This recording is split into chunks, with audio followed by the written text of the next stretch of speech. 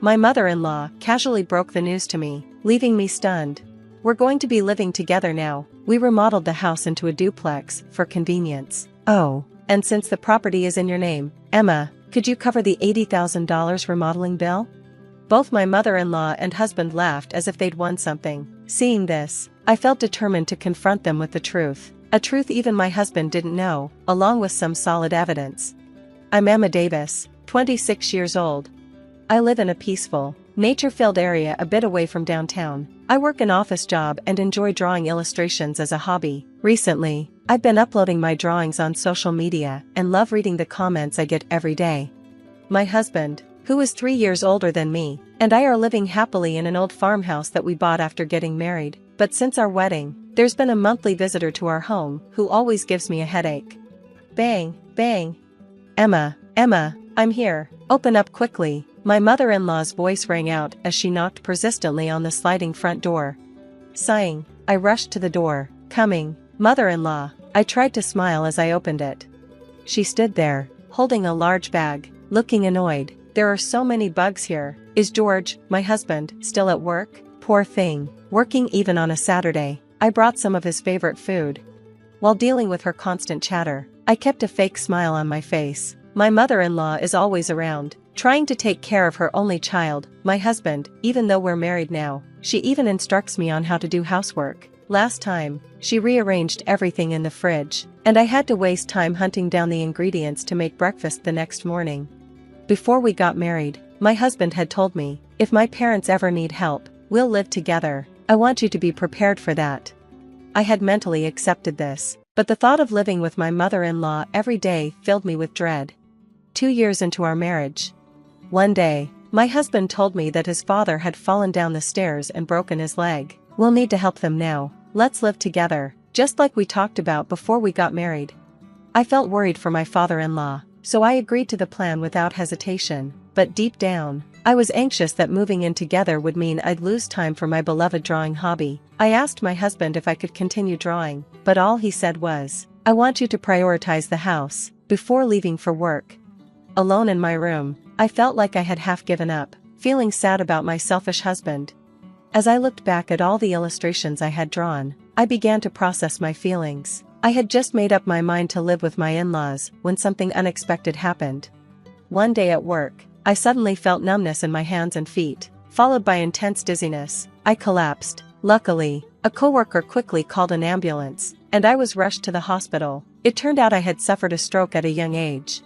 Although I had been warned about my high blood pressure before, I regretted not taking it seriously and avoiding the doctor. The stroke led to a 2-month hospital stay, including surgery and rehabilitation. During this time, I noticed my husband showed very little concern for me. After the diagnosis, I called him with trembling hands, but all he said was, "I see, so living together will be postponed, huh?" I was shocked that he seemed more concerned about the plans to live with his parents than about my health. Since my father-in-law was still in the hospital with a broken leg, there was no immediate need to worry about caregiving. This was a small relief, allowing me to focus on my recovery. We also didn't have children, so I didn't have to worry about them either. Still, the thought of my mother-in-law's frequent comments, "I want to see my grandchild soon," popped into my mind. Trying to shake off the thought, I reached for my sketchbook. I had been so busy preparing to move in with my in-laws and dealing with my health issues that I hadn't had time to draw. I realized that once I moved in with them, I would likely have even less time for my hobby. I decided to use this hospital stay as my last bit of free time, a gift from life, and fully enjoy my drawing. I also resolved that when this period was over, I would do my best for my husband and in-laws, whether it was housework or anything else. The 2 months in the hospital flew by, and soon it was time to leave. My husband casually asked if I wanted him to pick me up, but I wanted some time alone, so I said no, though I felt a little guilty. On the bus ride home, I saw the familiar sights outside the window and realized I was almost home. The sunlight shining through the green leaves was dazzling and beautiful. I felt a deep sense of bittersweetness, knowing this would be my last time in this peaceful, nature-filled place. Since my in-laws' house is closer to the city, my life would change completely. Feeling a bit sad, I slowly got off at my usual bus stop. As I walked toward my home, ready to say goodbye to it, I suddenly stopped in my tracks at the sight before me. As I looked at each of the illustrations I had drawn over time, I started sorting out my feelings. Just when I had decided to live with my in-laws, something unexpected happened. While working one day, I suddenly felt numbness in my hands and feet, followed by intense dizziness. I collapsed. Thankfully, a coworker quickly called an ambulance. I wasn't in immediate danger, but after medical tests, I was diagnosed with a stroke at such a young age. I had been warned about my high blood pressure before, but regretted ignoring it and not going to the doctor. The entire process, from diagnosis to surgery and rehabilitation, took about 2 months. Everything moved so quickly, and during this time, I noticed my husband showed very little concern for me. After finding out about the stroke, I called my husband with trembling hands. All he said was, "I see, so living together will be postponed, huh?" I was shocked that he seemed more concerned about the future plans with his parents than about my health. Since my father-in-law was still in the hospital with his broken leg, we didn't have to worry about caregiving right away, which allowed me to focus on my recovery. And since we didn't have kids, that wasn't a concern either. My mother-in-law's usual comment, "I want to see my grandchild's face soon," popped into my head. Trying to push that thought away, I picked up my sketchbook. I had been too busy preparing to move in with my in-laws and dealing with my health issues to enjoy my favorite hobby, drawing. Once I started living with them, I knew I'd have even less time for it. So, I decided to treat my hospital stay as the last bit of free time I had, a gift from life, and I chose to enjoy drawing as much as I could. I promised myself that when this was over, I would do my best for my husband and in-laws, whether it was housework or anything else. The 2-month hospital stay flew by, and soon it was time to leave. My husband casually asked if I wanted him to pick me up, but I wanted some time to myself, so I said no, feeling a bit guilty. On the bus ride home, I watched the familiar scenery outside the window and realized I was almost home. The sunlight shining on the green leaves was bright and beautiful, filling me with a bittersweet feeling. I thought to myself, this is goodbye to this peaceful, natural place. Since my in-laws' house is near the city, my life would change drastically. Feeling a little sad, I slowly got off the bus at my usual stop. As I walked toward the home I was soon going to leave behind, I suddenly stopped in my tracks at the sight in front of me. The phrase, "just remodeled it into a duplex," kept replaying in my mind. My mother-in-law had always interfered in our lives, but I never expected her to remodel the house without my permission. Weren't we supposed to move into my in-laws' house near the city? Every time my mother-in-law visited our old house, she complained about the bugs and the walk from the station. So why remodel this place? A lot of things had clearly changed. Then, with the TV off, my mother-in-law whispered to me with a grin, "The remodeling cost a bit. I believe the house title is under your name. Michelle, could you handle the payment?" Her voice had no trace of apology. "It's $80,000, she added with a deeper smile. Those words hit me like a punch. I was stunned, my legs trembling, and I couldn't even reply. As I stared at her in disbelief, my husband quietly entered the room. I rushed to him, hoping he'd take my side. I told him what my mother-in-law had said, clinging to a desperate hope for his reaction. But all he said was, "That sounds about right. Take care of it, will you?" That cold response confirmed what I already knew about him. When I had collapsed from a stroke, he was more concerned about living arrangements than my health. He always obeyed his mother, no matter what. If she said green meant stop, he would stop. If she said red meant go, he would go. My frustration and resentment towards him grew stronger. I was done with this family. I looked at him and said, "George, I'm going to divorce you." And Cecilia, I turned to my mother-in-law, "You can handle the renovation costs on your own." I turned to leave the room, but they weren't going to let me go so easily. "I've lost interest in you anyway, so it's no big deal, but remember, the house is in your name, Emma, so you have to pay," my husband said. "Yes, feel free to leave, but make sure you settle your debts first," my mother-in-law added smugly. I couldn't believe how selfish they were being. I sighed, refusing to turn around, knowing they were probably grinning in victory. Standing tall, I replied, "You keep saying the house is in my name, George, but did you forget? I transferred the ownership to you." Their laughter stopped abruptly, and I could feel their panic growing. My husband tried to deny it, saying, "I don't remember asking that, and there's no proof." But I had anticipated this. I calmly walked past them, opened a drawer, and took out a document. "Here's the proof," I said, showing them the paper where it clearly stated the ownership was in George's name. When I pointed out the part showing the house was his, My husband's face turned pale. That's fraud. I never thought you'd actually do it. And I definitely can't pay $80,000. My husband shouted angrily as soon as he realized the debt was now his responsibility. I was disgusted by his reaction, realizing there was no point in trying to have a reasonable conversation. Let's communicate through lawyers from now on, I said calmly. Turning to my mother-in-law, I added with a smile, Cecilia, your son is in quite a mess, please take care of him.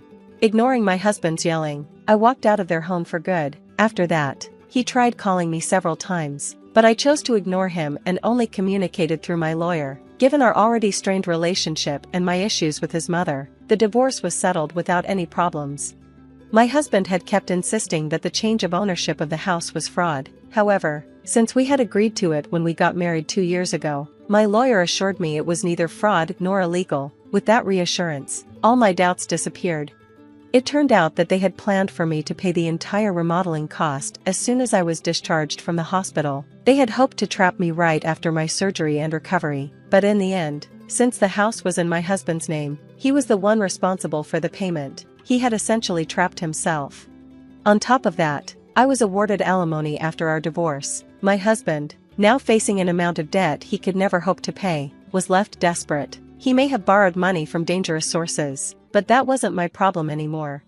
Amid all the chaos, I received an apology from my father-in-law, Bob, who was still in the hospital with a broken leg. He said he was sorry for the actions of his wife and son. Although it seemed Bob wasn't directly involved, he had ignored the situation for 2 years, just like my cold and uncaring husband.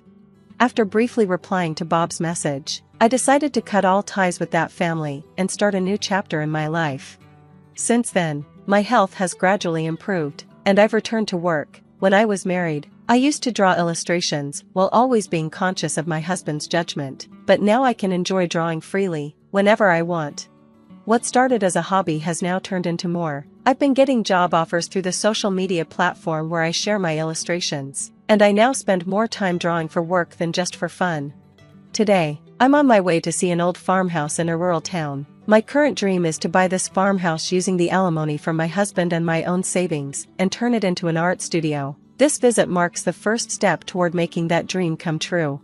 As I sit on the bus, looking out at the scenery, I remember the day I left the hospital, the day that changed my life forever. The beautiful nature outside looks the same as it did back then, but now my heart feels clear, and I'm filled with excitement for the new life that awaits me. The sunlight shining through the leaves makes them look so bright and full of life, and it dazzles me with hope. One day, as I returned home from my usual night shift, I noticed that the house lights were on, which was unusual. Lately, my daughter Alethea would only come home when I wasn't there, so it was rare for us to be in the house together. When I opened the door and stepped inside, I saw Alethea rummaging through the closet. "Stop acting like a thief!" Maybe it was because I was tired from work, but those words came out before I could say welcome home to my daughter, whom I hadn't seen in a while. "What? This is my house, too. What's here is mine as well," she said, holding a bank statement I had been saving in her name for years. "Wait a minute, that's something I've been saving carefully to give to you when you grow up. What are you planning to use it for?" When I asked her frantically, she replied indifferently, "I'm getting married." I had so many questions. Who is he? Where did you meet him? Have you met his family? What about the wedding? But she wouldn't answer any of them. "You're an embarrassment. Don't come to the wedding. As far as anyone knows, my mom is out of the picture, divorced and gone." With those final words, she left the house. Everything inside me crumbled. I had put her first, always, raising her on my own. My very existence was being denied. I was paralyzed in the middle of the room she had ransacked, but eventually, I realized I couldn't stay like this, and I made a phone call. Months passed, and today is her wedding day. I watched her from the shadows in her bridal gown. I never wanted to see her in such a beautiful dress like this. Today was the first time I saw the groom's face. An older, kind-looking man smiled at her. "Are you ready for the plan?" the woman next to me asked, and I nodded firmly. "My name is Francis, and I'm 47 years old. I live alone in a cheap apartment. I used to live with my daughter Alethea, but she left months ago, and we haven't been in touch since. Even though I called her my daughter, we're not related by blood. She's the stepchild of my late husband, David, who I married after both of us had gone through divorces. David had divorced his first wife 3 years before we met because she cheated on him. In a furious custody battle, he won the right to raise Alethea. But the year after we married, he was diagnosed with cancer. Treat her like your own daughter. Be firm but kind. Those were his last words before he passed away. It's been 13 years since then. The only thing left was me and Alethea, who wasn't related to me by blood and who I'd known for less than a year. When Alethea was still in elementary school, I worked desperately to support her. I had children from my previous marriage. But we divorced due to irreconcilable differences. Without my parents' support and as a housewife, I found it hard to raise my children, and custody went to my ex-husband. But now, there was no one to protect her but me. Determined to raise a child properly this time, I didn't slack off on work or house chores. Meanwhile, Alethea barely reacted to me from the time David brought her to our home. I remember the first time I met Alethea, before David and I were married, when he invited me to his house.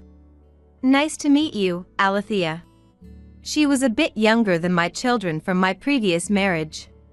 I crouched down to meet Alethea's gaze and spoke to her.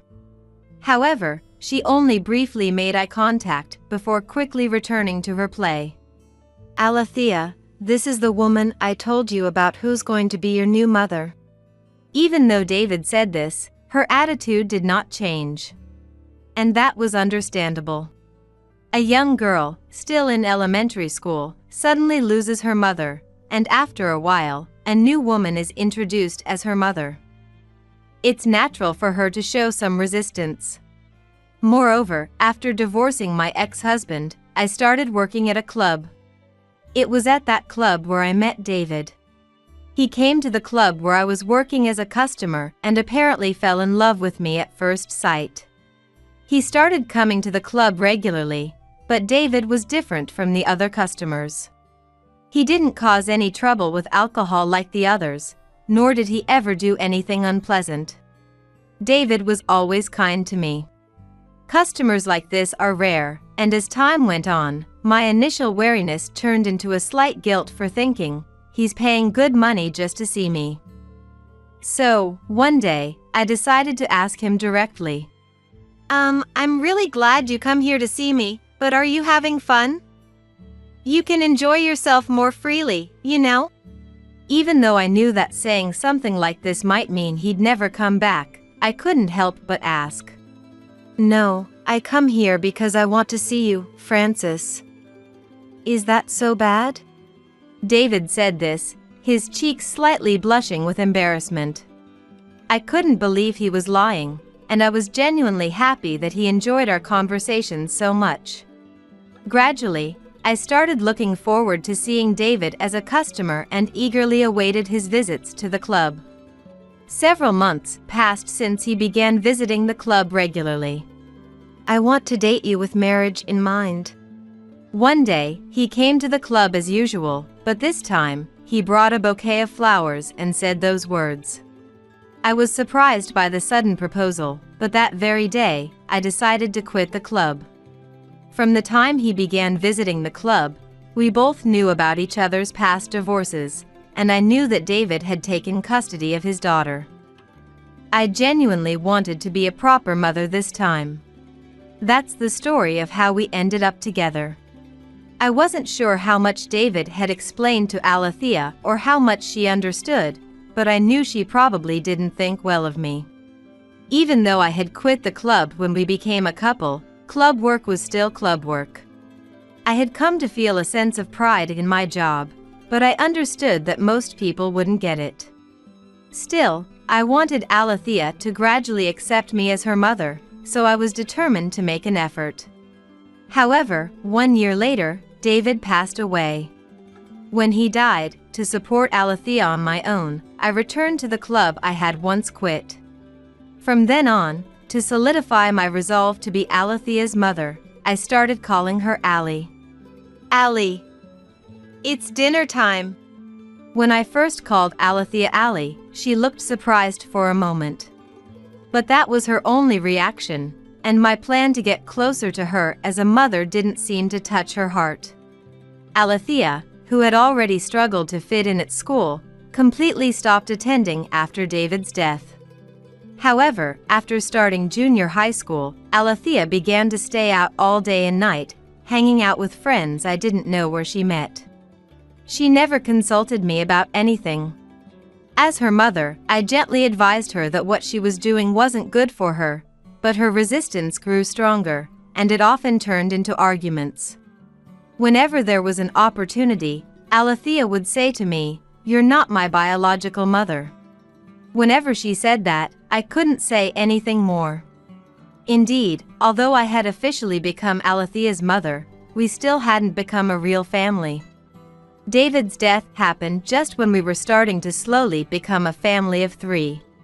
Even I didn't know how to spend time with Alethea after suddenly becoming her sole caregiver. Even so, as I began to feel sad about her words, I thought that perhaps I was gradually becoming her mother in spirit. The time Alethea and I spent together at home gradually decreased. Even when she wasn't at home, I felt relieved if I saw signs that she had been there when I returned, thinking, at least she's alive and well today. However, most of the time when I came back from work, she wasn't home, and I often found that money had been taken from my wallet. Even though we are family, that's something I cannot tolerate.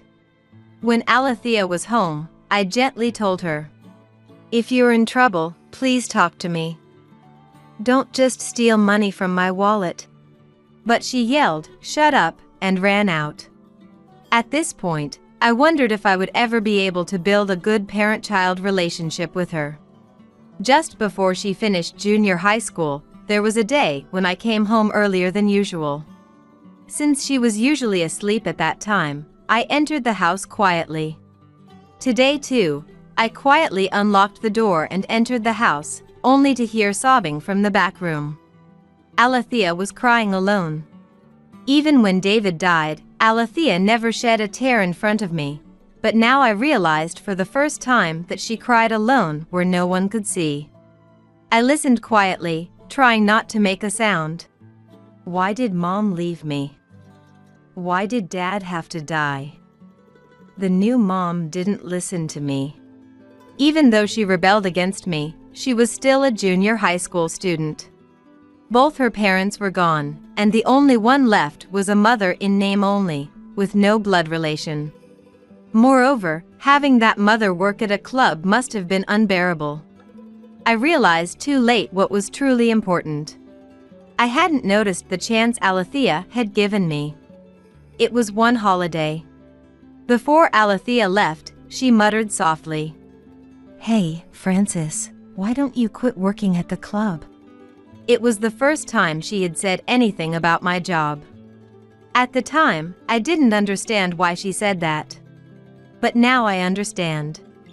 Alethea was giving me a chance to quit working at the club and become a normal parent. Yet I can't quit because I need the money to raise you. Besides, I'm proud of this job now. Responded. That night, Alethea didn't come home. She might have been crying somewhere. If I remember correctly, it was after that day that she started coming home less frequently. I had completely lost my qualifications as a mother at that moment. If only I had thought more about her. I am a failure as a mother. I accidentally voiced my thoughts, and she noticed and ran out of the house. However, I couldn't chase after her. The image of her tear-stained, red face wouldn't leave my mind. I couldn't decide whether chasing her was the right thing to do as a mother or if I should leave her alone. I just stood there, crying alone. As if that day had never happened, our relationship remained unchanged. Alethea stopped going to high school and started working part-time every day, seemingly to avoid being at home. Of course, she never told me where or what kind of job she had. She probably stayed over at friends' houses because there were more and more days when she didn't come home. We're not related by blood. I'm not Alethea's real mother. But David entrusted Alethea to me, asking me to be a parent to her. That worry never ceased for even a moment. I don't know how many times I cried thinking about it. I wished for another chance, thinking maybe I could still make things right. Even so, all I could do was work hard, trying to raise Alethea as a mother. So I never realized I wasn't making time for my daughter as a mother. What was truly needed wasn't money, a clean house, or delicious meals, but time spent together. One day, as usual, I came home after work to find the house lights on, which was rare. By this time, Alethea only came home when I wasn't there, so it was unusual for us to be at home together. When I opened the front door and went inside, I saw Alethea rummaging through the closet. Stop doing things like a thief!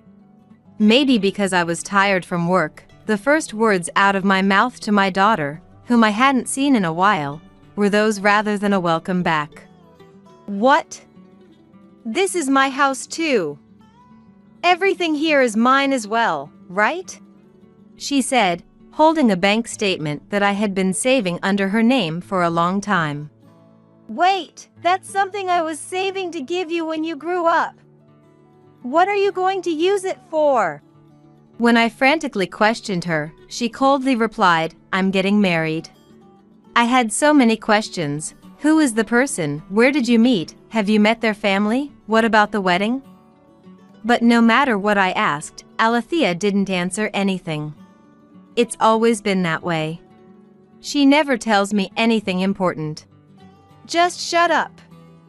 It has nothing to do with you. Leave me alone. Alethea was the first to raise her voice. Wait a minute. It's not right that you don't tell me anything as your mother. I couldn't help but get angry too, and it seemed like an argument was about to start. Listen, you're an embarrassment. You're not invited to the wedding. I don't have a mother who works at a club. My mom is supposed to be divorced and out of the picture. With those final words, she left the house. Everything inside me collapsed with a crashing sound. I had neglected myself to raise her all this time. My job was criticized, and I was told there was no such thing as a mother. My entire existence was denied. Alethea probably won't come back home anymore. My role as a mother crumbled away so easily, ending abruptly. I was frozen in the middle of the room that Alethea had trashed, unable to move for a while, but eventually, I knew I couldn't stay like this and made a phone call. Several months passed, and today is Alethea's wedding day. I was watching from the shadows as she stood in her wedding dress. I never wanted to see Alethea in her beautiful dress under these circumstances, I thought. Today was the first time I saw the groom's face. Tall, with a kind, mature face, he smiled gently at Alethea. The woman beside me asked, "Are you ready to make your move?" and I nodded firmly. With a composed demeanor, I said, "Excuse me," and entered the room with the woman. Hearing my voice, Alethea and the groom's family turned to look at us. When Alethea realized one of the people entering was me. "Ma'am, I told you not to come," she shouted. The woman next to me replied, "Excuse me, but are you a staff member of this venue?" She pretended not to know me. The truth is, the woman beside me was indeed a staff member at the venue and my biological daughter, Johanna. Alethea understood this too and glared sharply at Johanna. Although Johanna was not the couple's planner, they must have met a few times during the preparations. Now, for the first time, the two sisters who had never met were glaring at each other. Even after my divorce from my ex-husband, my relationship with Johanna remained good, with occasional phone calls and meeting once or twice a year. The day Alethea left home, the person I called was Johanna. I told her all about the incident with Alethea on the phone. Even after the divorce, Johanna continued to treat me as her mother. After my divorce from my ex-husband, I worked hard at a job at a club, which I now enjoy, but it was very tough at the time. With my ex-husband having custody, I felt I no longer had the right to see Johanna, so I spent my days just going back and forth between the club and home.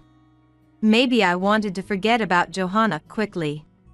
After being engrossed in club work for a year, I received an email on my smartphone. It simply said, "Mom, I want to see you."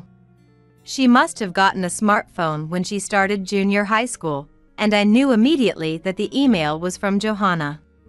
I was happy that she still thought of me as her mother, despite losing my right as her mother. However, I lacked the confidence to meet her, thinking I didn't deserve it, so I couldn't reply to her email for a while. After exchanging a few more emails, we decided on a date and place to meet, and it was really going to happen. On the morning of the meeting, I was so nervous I couldn't eat breakfast. I was terrified that this might be the last time I saw her. Although I wouldn't say, "Let's cancel the meeting," I was so worried that she might be disappointed. When I arrived at the meeting place, I saw Johanna. Children grow up so fast. Even though it had only been a year, Johanna had grown taller and her hair had grown longer since the last time I saw her. Johanna. I called her name timidly. When Johanna heard my voice, she turned around and, as soon as she saw my face, she ran to me and hugged me tightly. "Ma'am." I felt my grown-up daughter in my arms. "It's been a long time," I said to Johanna, holding back my tears. "Ma'am, I missed you so much." Just those words melted away all my worries. We entered the cafe while chatting, and I ordered Johanna's favorite parfait and orange juice, along with my coffee. Johanna talked a lot about her current life. Her ex-husband is still working as usual, and Johanna handles more than half of the housework. Her mother-in-law also comes by regularly to help with chores. Johanna is passionate about cooking and proudly told me that her specialty is meatloaf. Although she divorced her ex-husband, she didn't come to hate him as a person. She believes that her ex-husband will take care of Johanna until she fully grows up. On a whim, I asked Johanna what she thought of me. "After I divorced your father, Johanna, you lost your mother, and I know this past year alone has been really tough for you. I came prepared to hear that I no longer deserve to be called your mother." As her mother, I shouldn't have been so weak in front of my daughter, Johanna. Yet Johanna smiled and began to speak slowly. "Dad and Ma'am decided to live separately, but that doesn't mean Ma'am stops being my Ma'am. I know that Ma'am cares about me. So let's continue to be mother and daughter in our own way." Hearing this, I felt that Johanna was an incredibly mature person, far more than I deserved to call my daughter. Despite being such an imperfect mother, she still allows me to be her mother. From that day on, Johanna and I started keeping in regular contact and meeting up often. I gave her birthday and Christmas presents, gift cards, and celebrated her milestones like school entries and graduations. Although our relationship was different from a typical parent-child relationship, I began to believe I could do my best as Johanna's one and only mother. When I decided to remarry, I made sure to meet with Johanna and talk to her. Not only was I getting remarried, but my new partner had children. I was about to become a parent to another child. Of course, this didn't mean I would lose interest in Johanna, but I knew she might feel conflicted. Still, I didn't want to remarry without being honest with Johanna, so I decided to tell her the truth. "If Ma'am can be happy with this, it's fine. But will you stay the same even after you remarry? Johanna asked anxiously. Of course. To ease her worries, I hugged her tightly.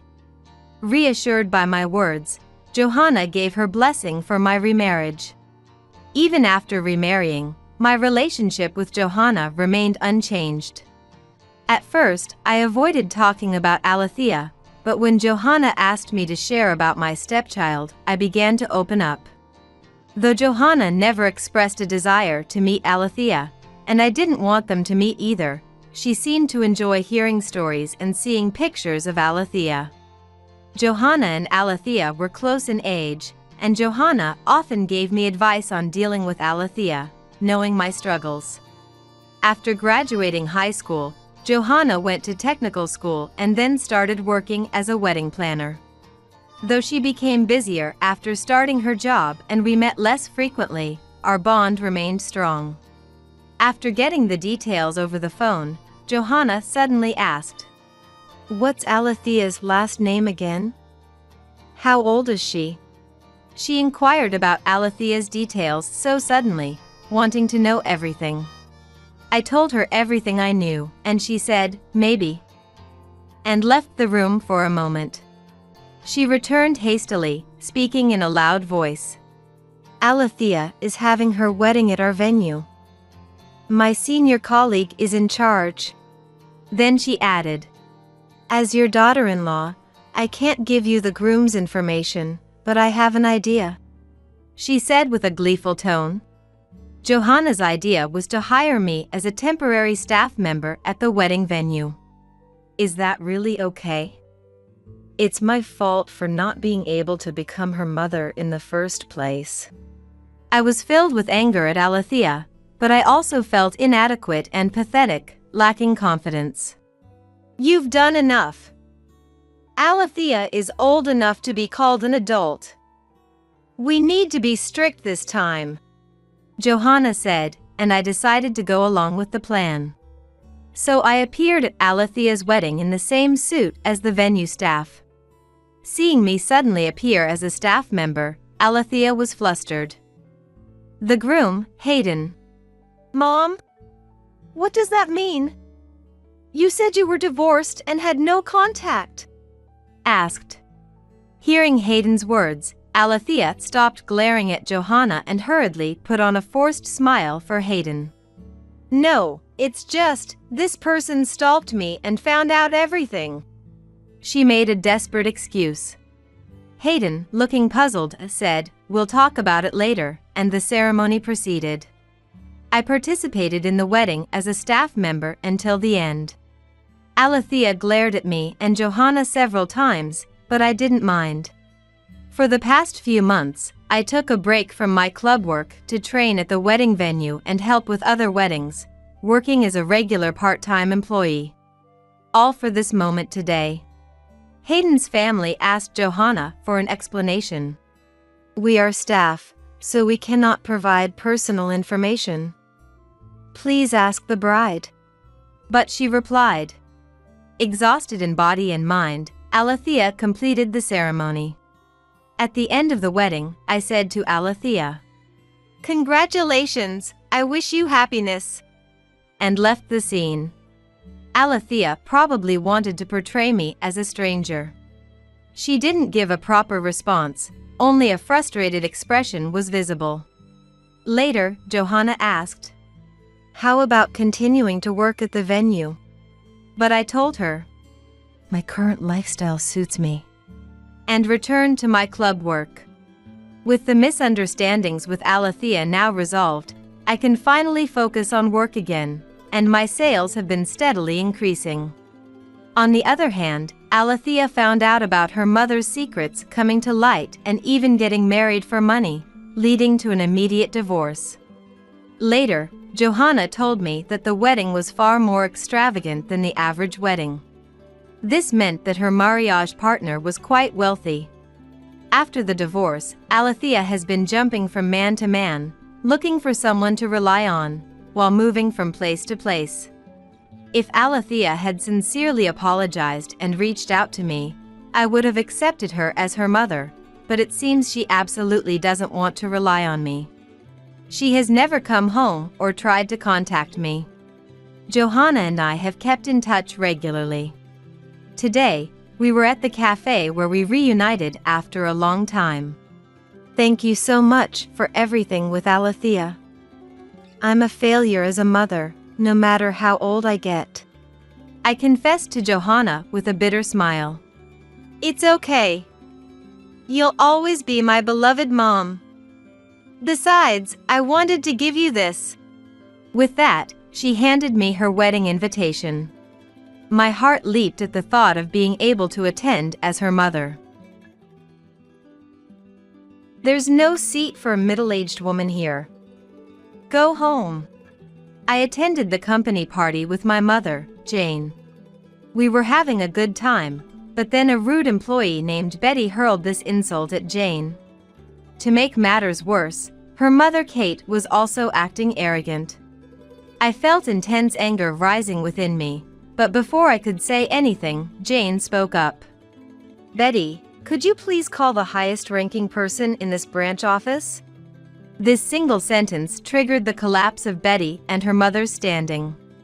My name is Maria, a 48-year-old company employee.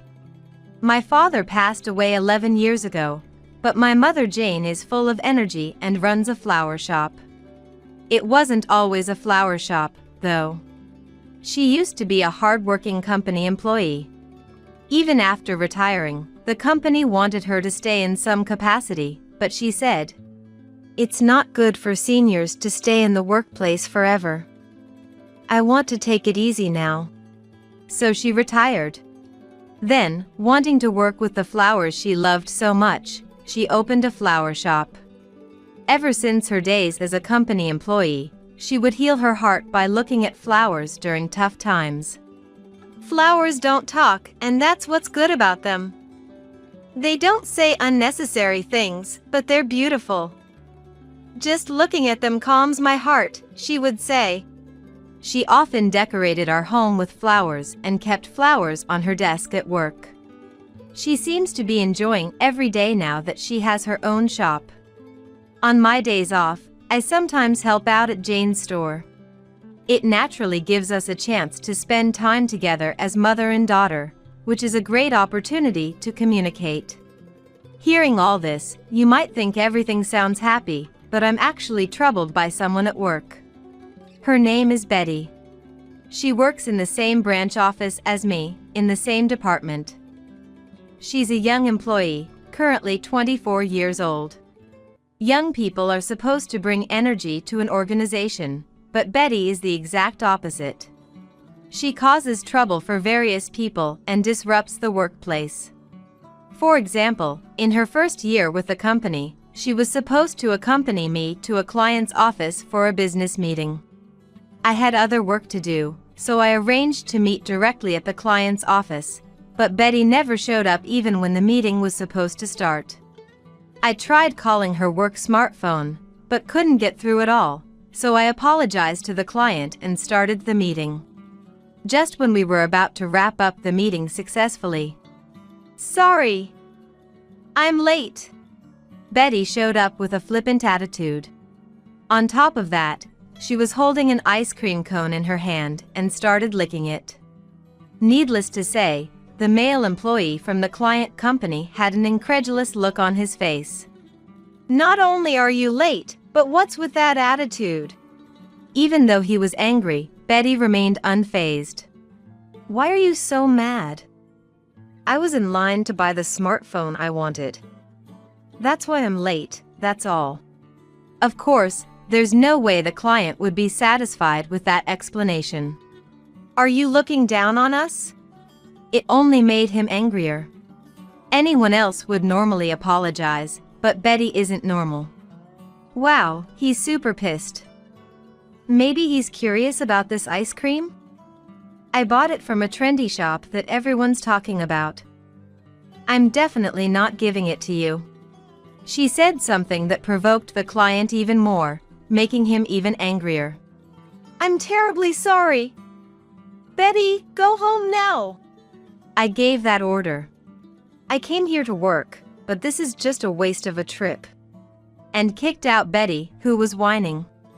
Afterwards, I desperately apologized to the client and somehow managed to conclude the business deal successfully. Even now, when I think about that time, I can't help but sigh. I never want to go through that again, but Betty doesn't consider other people's feelings. She's caused the same level of trouble multiple times, to the point where we've made it a rule not to let her interact with clients. You'd think someone like this would be fired, but Betty has a powerful ally, which is why she can't be disciplined. That ally is her mother, Kate. Kate is a department head at the head office, and she's had a strong voice within the company since joining due to her significant achievements. Naturally, no one at the branch office can go against her. Even Bob, the branch manager, can't speak up strongly against Kate. Betty takes advantage of this, and whenever something happens, "I'll tell Mom on you," she makes a fuss, saying. It's also troubling that Kate frequently comes to the office under the pretext of inspections. Betty mainly holds others back, so her work performance is quite poor. I wish her mother and boss, Kate, would scold her properly, but for some reason, it's always the employees around her who get yelled at instead. Betty worked so hard to get into college. If she's not thriving, it must be because of the bad environment around her. Kate says that loudly, but she didn't study much as a child and failed her college entrance exams. It seems she studied to take the exams again, but she couldn't focus on studying at all and was unemployed until she was 22. Then she got hired through Kate's connections and became a troublemaker. How do I know all this even though I'm not family? Because Betty blabbed about it herself. At the new employee welcome party, Betty called herself a hard worker. "I studied for an hour every day since I was a kid. Sometimes you need a break, so I took 4 days off a week though," Betty said that with full confidence, but I think anyone can clear an hour of study a day just by doing homework from school. An employee who went to a college prep school said it was normal to study for 8 hours a day on days off to pass the exams. Betty's amount of studying can't be called hard work. "I failed the college entrance exams in my senior year of high school, but I realized life isn't just about studying, so I did various things to broaden my horizons." The words themselves are good, but Betty said she'd attend a voice acting vocational school and quit after 2 months, said she'd go to a programming vocational school and dropped out after a month, repeating the pattern of giving up right after starting something. Because of that, time just passed and she ended up not learning anything. But the troublesome part is that Betty feels like she's accomplished something with this. Soon after joining the company, "I attended a computer vocational school, so even difficult tasks are easy," she used a computer, saying. But what Betty was doing was just using a spreadsheet to calculate sums and averages. It's something anyone in the company can do easily, not something to brag about every time. She makes a simple document. "I did it," and feels like she's done an amazing job, saying. Even if I want to ask her to do the next task, she won't budge, maybe because she's tired. Right now, making 3 documents a day is her limit, so her work performance is at the bottom. She really fits the term useless employee perfectly. But Betty's outrageous behavior doesn't end there. When I was helping out at Jane's flower shop on my day off, Betty and Kate showed up together. I had a bad feeling something was about to happen. "Welcome." But for the time being, I greeted them with a smile, saying. Betty made a face as soon as she saw me. "Why are you here?" "I came to find flowers to decorate my house, but this is the worst." "Oh, you're the employee who ruins Betty's hard work. Get out of here now." Even Kate suddenly hurled abuse at me, so I was fed up, but since they're important customers, I decided to treat them politely. "This is my mom's shop, and I help out on my days off. I explained that, but the next moment, Betty kicked over a bucket of flowers. Kate followed suit and slammed a potted plant on the floor. That plant wasn't merchandise, but a flower that Jane had been carefully growing. Why would you do this? I hurriedly set the bucket upright and rushed to the planter, but the floor was soaking wet, and the planter was beyond repair. Then Betty snickered nastily. A store run by a nuisance should just go out of business. I just helped bring it closer to closing down. That's right. I sensed Betty's will, so I did something a bit rough. After that, this troublesome mother-daughter pair said to each other. I sympathized. Mom and I have great power together. But it's no joke. Moreover, Jane, who had finished delivering flowers, came back to the store and was stunned by the state of the shop.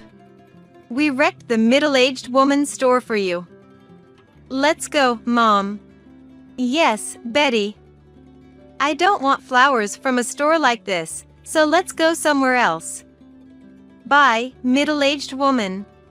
The two spat out hateful words and quickly left the store, but Jane and I were left to clean up the mess.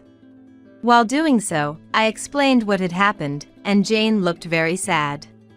It's only natural since the flowers she had cherished were damaged. Those people. If they do something again, we'll need to take countermeasures. I thought what Jane said was obvious, so I agreed.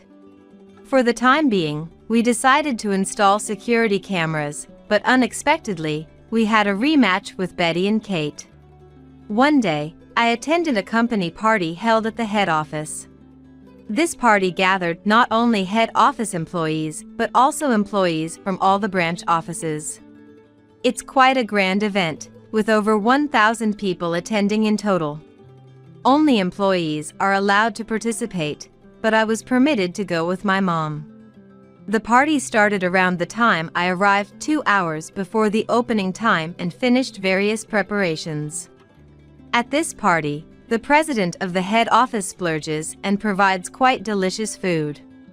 It's an all-you-can-eat buffet style, so there's nothing more appreciated than this. Jane may be getting older, but she still has a hearty appetite and loves meat. It's delicious, she says while eating roast beef. I'm also very happy to see her joyful face. However, people who ruin this mother-daughter time make an appearance. Needless to say, it's Betty and Kate. Poor people are rejoicing over cheap meat. You shouldn't end up like that, Betty. Hearing such horrible things, Jane and I had our moods ruined. We wished they would go away quickly, but they didn't care at all. Only employees are allowed to come to this party, right? So what are you doing here? Kate voiced that question. There's no seat for a middle-aged woman. Go home. And Betty even declared. Furthermore, with a swift motion, she snatched Jane's plate and slammed it on the floor. I threw away the cheap meat for you. It must be a feast for poor people. Oh, I'm so glad Betty has grown up to be such a kind girl. Betty and Kate snickered nastily while the staff hurried to clean up. With that, I finally reached my limit of patience. Whether she's a boss or her daughter, I'll get seriously angry at them. And I'll make them apologize to my mom. I was about to unleash those feelings of anger, but before that, my mom spoke up. Betty, could you call the highest-ranking person in your branch office for me? Those words triggered the collapse of Betty and Kate's standing in an instant. There's no way Betty would obediently listen to what Jane says. Calling for a higher-up, what a complainer. It's uncool for a senior to say that, so you should stop. Really, it's just as she says. You have common sense despite being young, how admirable. With Kate's encouragement, Betty grew even more confident in her own righteousness. Get lost, you complainer. She barked, her attitude becoming increasingly overbearing. But Jane refused to back down. Instead of spouting nonsense, go and fetch the branch manager right now. she demanded in a firm tone, not giving an inch. Jane exuded an overwhelming presence, creating an atmosphere that made it clear defiance would not be tolerated. Even the brazen Betty seemed to sense this. "Huh? Why are you so angry?" she asked. Well then, I'll go call them. The branch manager can't go against me, you know. With her thick-skinned personality, Kate made this provocative remark before going to summon the branch manager. 5 minutes later, the branch manager, Bob, appeared on the scene. He was trembling and breaking out in a cold sweat, having heard that his subordinates had caused trouble. I was told that they did something rude.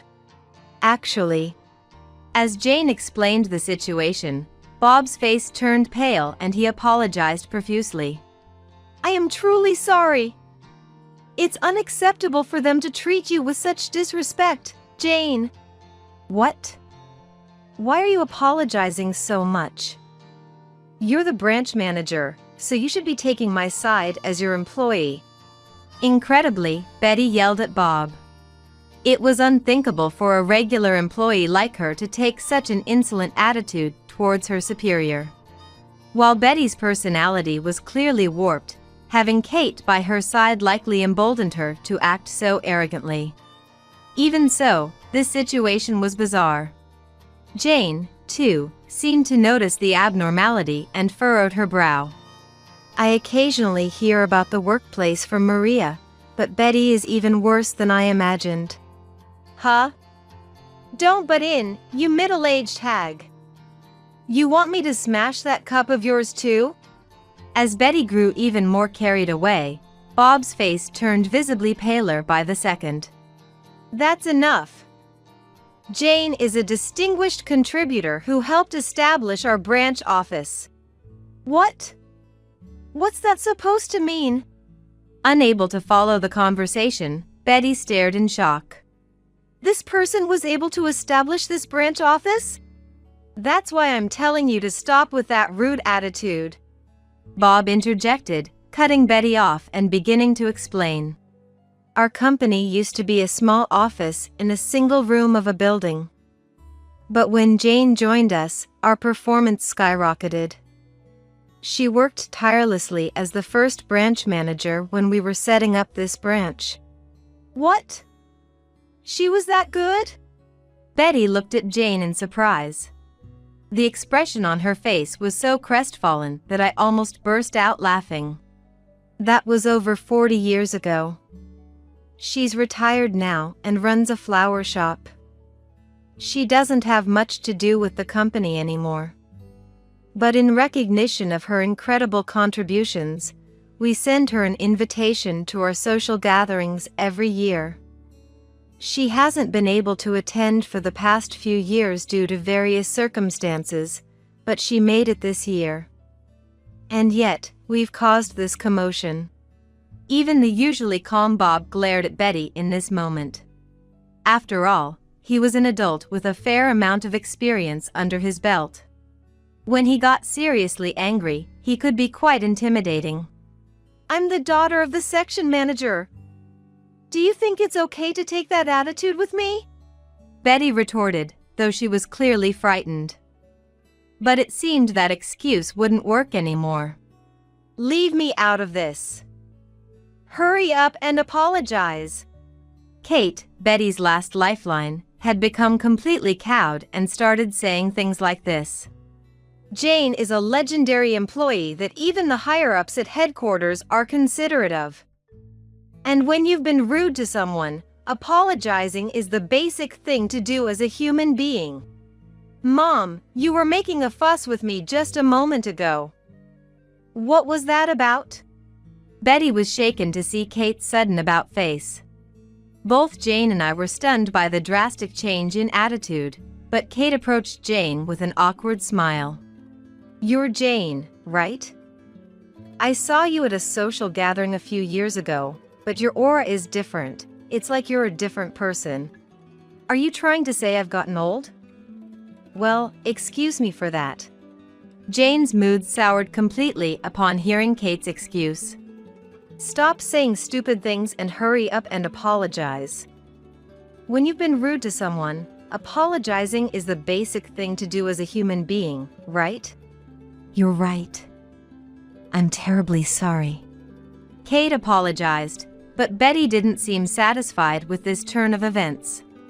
Mom, aren't you apologizing too easily?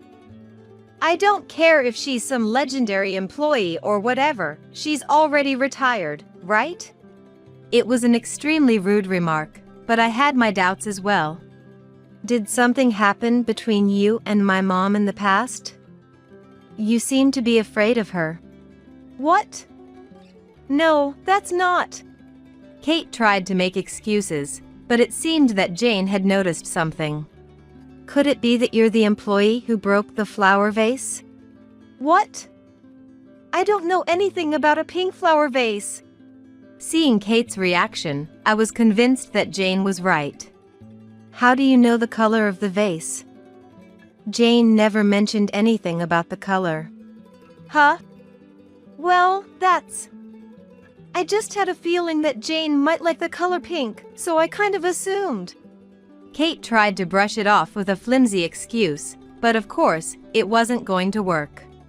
This habit of making excuses definitely proves that you're the culprit behind the flower vase incident, Jane declared, and began to recount the story. It was back when I was still working at this company. A young Kate got completely drunk at a party. It was my birthday party, but she was yelling things like, "Who cares about the birthday girl, Jane?" She even broke the pink flower vase I had received as a birthday present. How awful! That's not how a working adult should behave, I remarked, looking at Kate with a disgusted expression. Jane also let out a sigh. That day, Kate was in no condition to hold a conversation, so we just sent her home for the time being.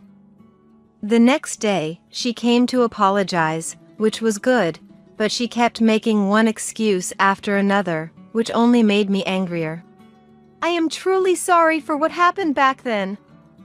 You scolded me so harshly, Jane, that I even had nightmares about it for a while. To think that she would forget about Jane even after going through such a frightening experience. I must have had a look of utter disbelief on my face. Perhaps sensing my gaze. I compensated for the flower vase, so let's just drop this story. Kate awkwardly tried to change the subject. Mom, you're so uncool. I can't believe you're the type of person who changes their stance so easily, Betty muttered, prompting Kate to glare at her. I've been covering for you all this time, and this is what you say? Huh? Isn't that what parents are supposed to do? Their children are the most precious to them, so it's only natural to go that far for them, Betty retorted with a brazen opinion. No matter how lacking in common sense Betty may be, I thought she at least had some affection for her mother. After all, Kate had been covering for her so much on a daily basis, and they seemed to get along well. I had imagined that Betty would have some sense of gratitude, but it seems she's the type to go beyond that. In a bad way, of course. As I looked on in disbelief, Kate finally lost her temper for real. Is that what you've been thinking all this time? I never thought you were such a heartless child. That's why I'm saying it's only natural for a parent to do that much. I can't muster up any compassion or thoughtfulness, you know? Think about all the hardships I've been through. Do you have any idea how difficult it was to raise you? It was true that Betty was a selfish person who still couldn't stand on her own 2 feet without relying on her parents. Anyone would find it unbearable to be with someone like this for years on end. You're not good at studying or sports, and you're always causing trouble at school. Have you ever considered how embarrassed and ashamed I've felt all this time? Kate continued, showing no signs of calming down. Her fury was unrelenting as she went on. Even after you graduated high school, I spent so much money sending you to all sorts of places, but you couldn't stick with anything. I had no choice but to get you a job through connections. You better pay back all the money I've spent on you." Finally, even Betty's face turned red with rage as Kate started saying these things. "Shut up. If you're going to say that, then I won't rely on you anymore. I can live just fine on my own," Betty shouted back. "Fine. Then get out of this house." They ended up saying these harsh words to each other before storming off in different directions. Bob promised to make sure they properly apologized and faced consequences later, but Jane and I were utterly exasperated with both Betty and Kate. Afterwards, on Bob's orders, they both were kicked out of the venue, so we were somehow able to enjoy the rest of the social gathering. But honestly, I never wanted to spend time with those two again. 1 week later, Jane and I visited a certain branch office. This place was known for being strict about work, and we had come to meet a particular person. However, while being led to the meeting, we heard a scream. The next moment, one of the doors burst open and Betty came flying out, hiding behind me. "I can't take it anymore. Stop that guy." Betty pointed in the direction she had come from. Then, a large man over 6 feet tall emerged, and I recognized him. "Joe?" This was Joe, an employee who worked as a section manager at this branch. He had previously worked with me at my branch office and was someone I had gotten along well with, a motivated individual who brought energy to the department and was always considerate of others. "Well, if it isn't Maria and Jane. Thank you for taking the time to come all this way. I apologize for letting you see such an unsightly scene," Joe said. "What happened?" "Betty came running over here." At that, Joe was scary. Betty burst into tears, wailing. However, Joe wasn't the type to corner someone without reason. I figured Betty must have done something, so I decided to go into the room and hear the full story. By the way, Betty was transferred to this branch office the day after the social gathering. This was where problematic employees were sent, and Betty had also come here for re-education. "Telling me to move all of a sudden is seriously annoying," Betty complained, but since she had been given special treatment until now, I wished she wouldn't complain too much. In reality, she should have been sent here much earlier, but it was only after Kate left that they were finally able to transfer her. The plan was for her to settle down after a week and then properly apologize to Jane and me. However, when we arrived, we stumbled upon this commotion. "Actually, I told her to create documents on the computer and make copies, but she snuck out on her own and went to the nearby convenience store. When I lectured her about it, she started crying, ran away, and sought help from Maria. That's how it unfolded," Joe explained, shaking his head in exasperation. "No matter how you look at it, you are wrong." I sighed, prompting Betty to cry even harder. "My salary has been cut, and I have no motivation at all. Plus, this place is in the middle of nowhere. There's nowhere to go for fun. This is unbelievable." "You're in no position to complain. You should be grateful they're still employing you when they could have fired you ages ago." Joe scolded her, his patience wearing thin. At that, I quit. "I can't do this anymore," Betty declared. "As a company, we don't mind if you quit since you're not being useful anyway." I blurted out my true feelings, and Joe nodded in agreement. "Sorry, but that's exactly right. This is where employees who have nowhere else to go if they don't work hard are sent. If you say you can't put in the effort here, then you're better off quitting since there's nowhere else for you." "That's horrible." "It's troubling if you try to stop me, but being told so clearly that I'm unwanted still hurts in its own way," Betty said, showing a complicated expression, but it was just annoying. Stop blabbering and choose whether you're going to quit or work hard, Jane snapped, unable to take it anymore. Betty's face contorted as she muttered, "I'll quit." And it was decided that she would really leave the company. If even Joe, who was known as the Rehabilitation Factory, was giving up on her, then quitting seemed like the best choice. Before you go, make sure to properly apologize for what happened at the social gathering, Joe prompted Betty. I'm very sorry. She apologized reluctantly. Realizing we couldn't expect anything more from her, Jane and I decided to end things there. We went back home, agreeing with each other that they were truly good-for-nothing mother and daughter.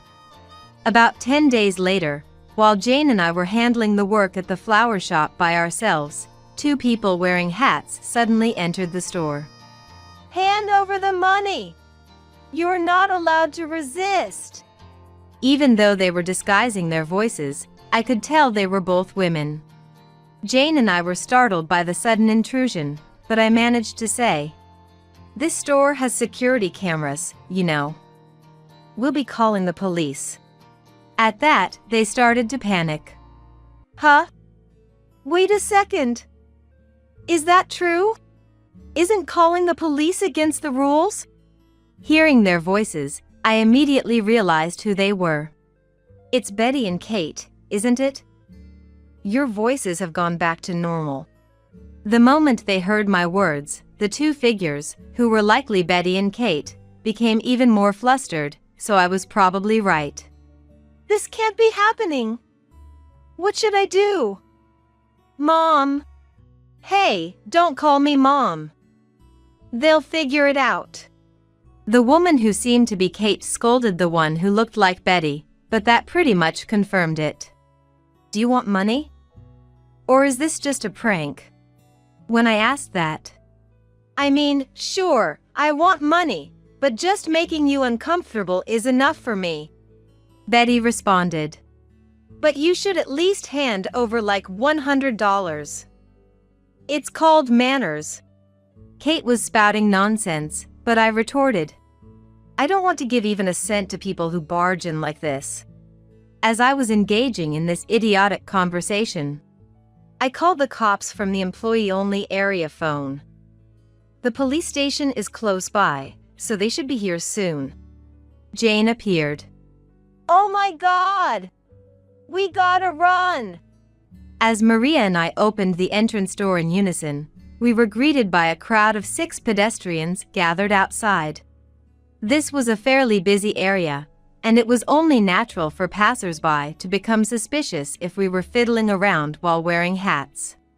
Hey, you're criminals, aren't you? Don't try to run away. We'll catch you. 2 energetic young men barged into the store and attempted to apprehend them. Mom! Help us! Betty and Kate resisted, but with more pedestrians arriving, they were easily caught. When the police arrived and swiftly put them into the patrol car, it was clear how foolish they had been. Reportedly, the 2 girls told the police the same motive for the crime as they had shared with me. After being fired from our company, Betty apparently ended up crying to Kate for help. Kate, too, had made a huge blunder at a company gathering of 1,000 people, leading to her demotion and loss of place in the company, ultimately resulting in her voluntary resignation. Unsure of what to do next, she had been holed up at home ever since. The company lamented that they wanted to make her apologize but couldn't get in touch, as she had been ignoring all communication during her period of seclusion. In any case, the 2 girls, having lost their place, reconciled and decided to stick together. However, they harbored a grudge against the mother and daughter at the flower shop, blaming them for their situation, and committed this foolish crime. We just wanted some money and thought we'd threaten them a bit before leaving right away. We ended up staying longer than we imagined, and things turned out like this.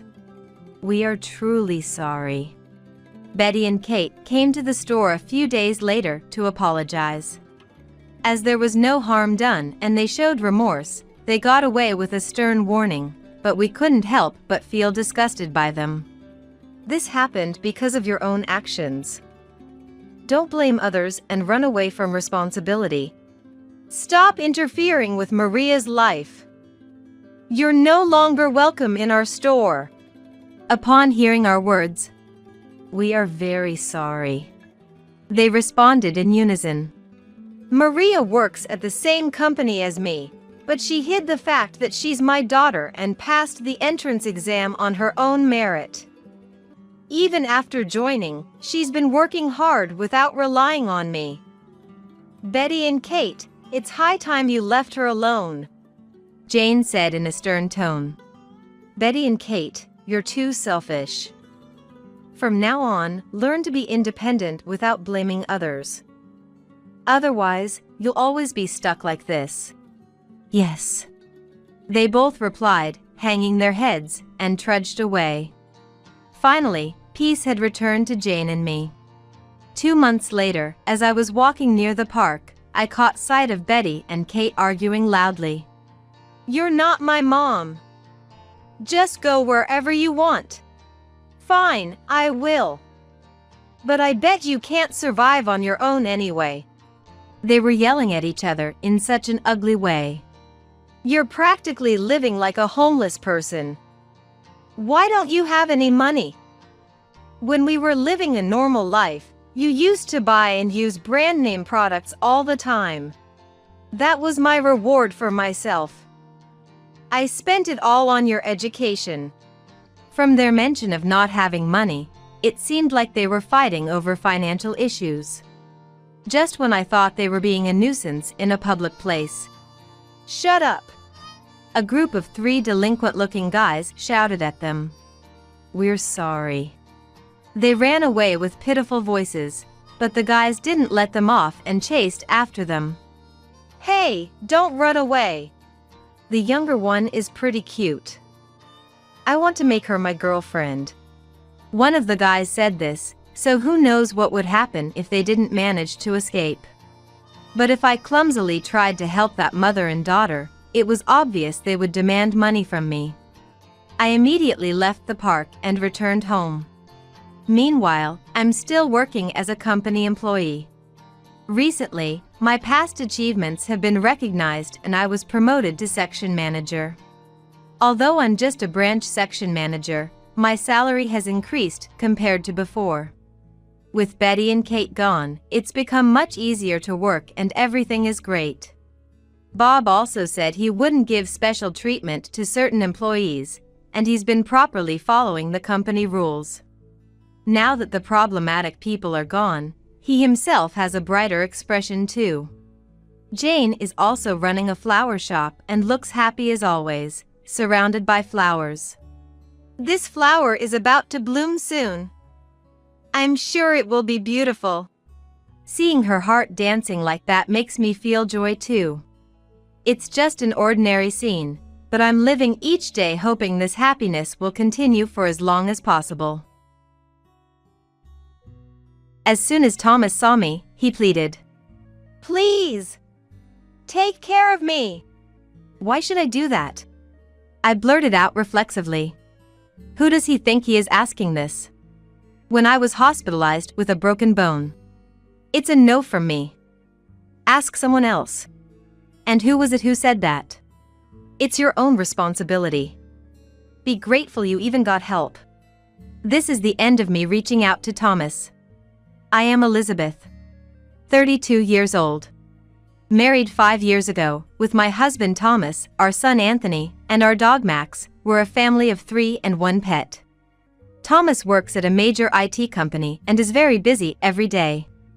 Leaving home early in the morning and often not returning until the date changes isn't uncommon. He frequently works on weekends and takes business trips once a month. Thanks to that, Thomas rarely spends time with the family and has almost no memories of playing with Anthony. However, he has risen rapidly in his career, attaining a managerial position in his 30s. We were able to build my dream house because Thomas worked so hard. My parents are farmers in a rural area. That's why I always longed for a suburban house with a yard. Thanks to Thomas, Anthony and I live comfortably. I've come to terms with our limited family time. To outsiders, we might seem like a blessed family. However, due to my husband's frequent absence, I handle all the childcare and housework alone. It's basically single parenting. I wanted to work and send Anthony to daycare, but Thomas insisted on a preschool that also teaches. So Anthony goes to preschool and I ended up as a housewife. But I have a reassuring friend. My childhood friend Madison. We're the same age and from the same countryside. By coincidence, our kids attend the same preschool. Madison has been a single mother since her divorce last year. After dropping Anthony at preschool, having coffee at my place is my only break. We share our gripes about Thomas and the hardships of parenting. It's when I'm talking to Madison that I realize something. Unknowingly, I've been harboring dissatisfaction towards Thomas. People always say it's wrong to feel dissatisfied in my situation, and I thought so too. But maybe, I was just convincing myself not to be discontent. One day, while walking Max, he suddenly ran off. I chased after Max desperately. A car had stopped in front of me, and while Max managed to avoid it, I wasn't able to stop and ended up hitting the car.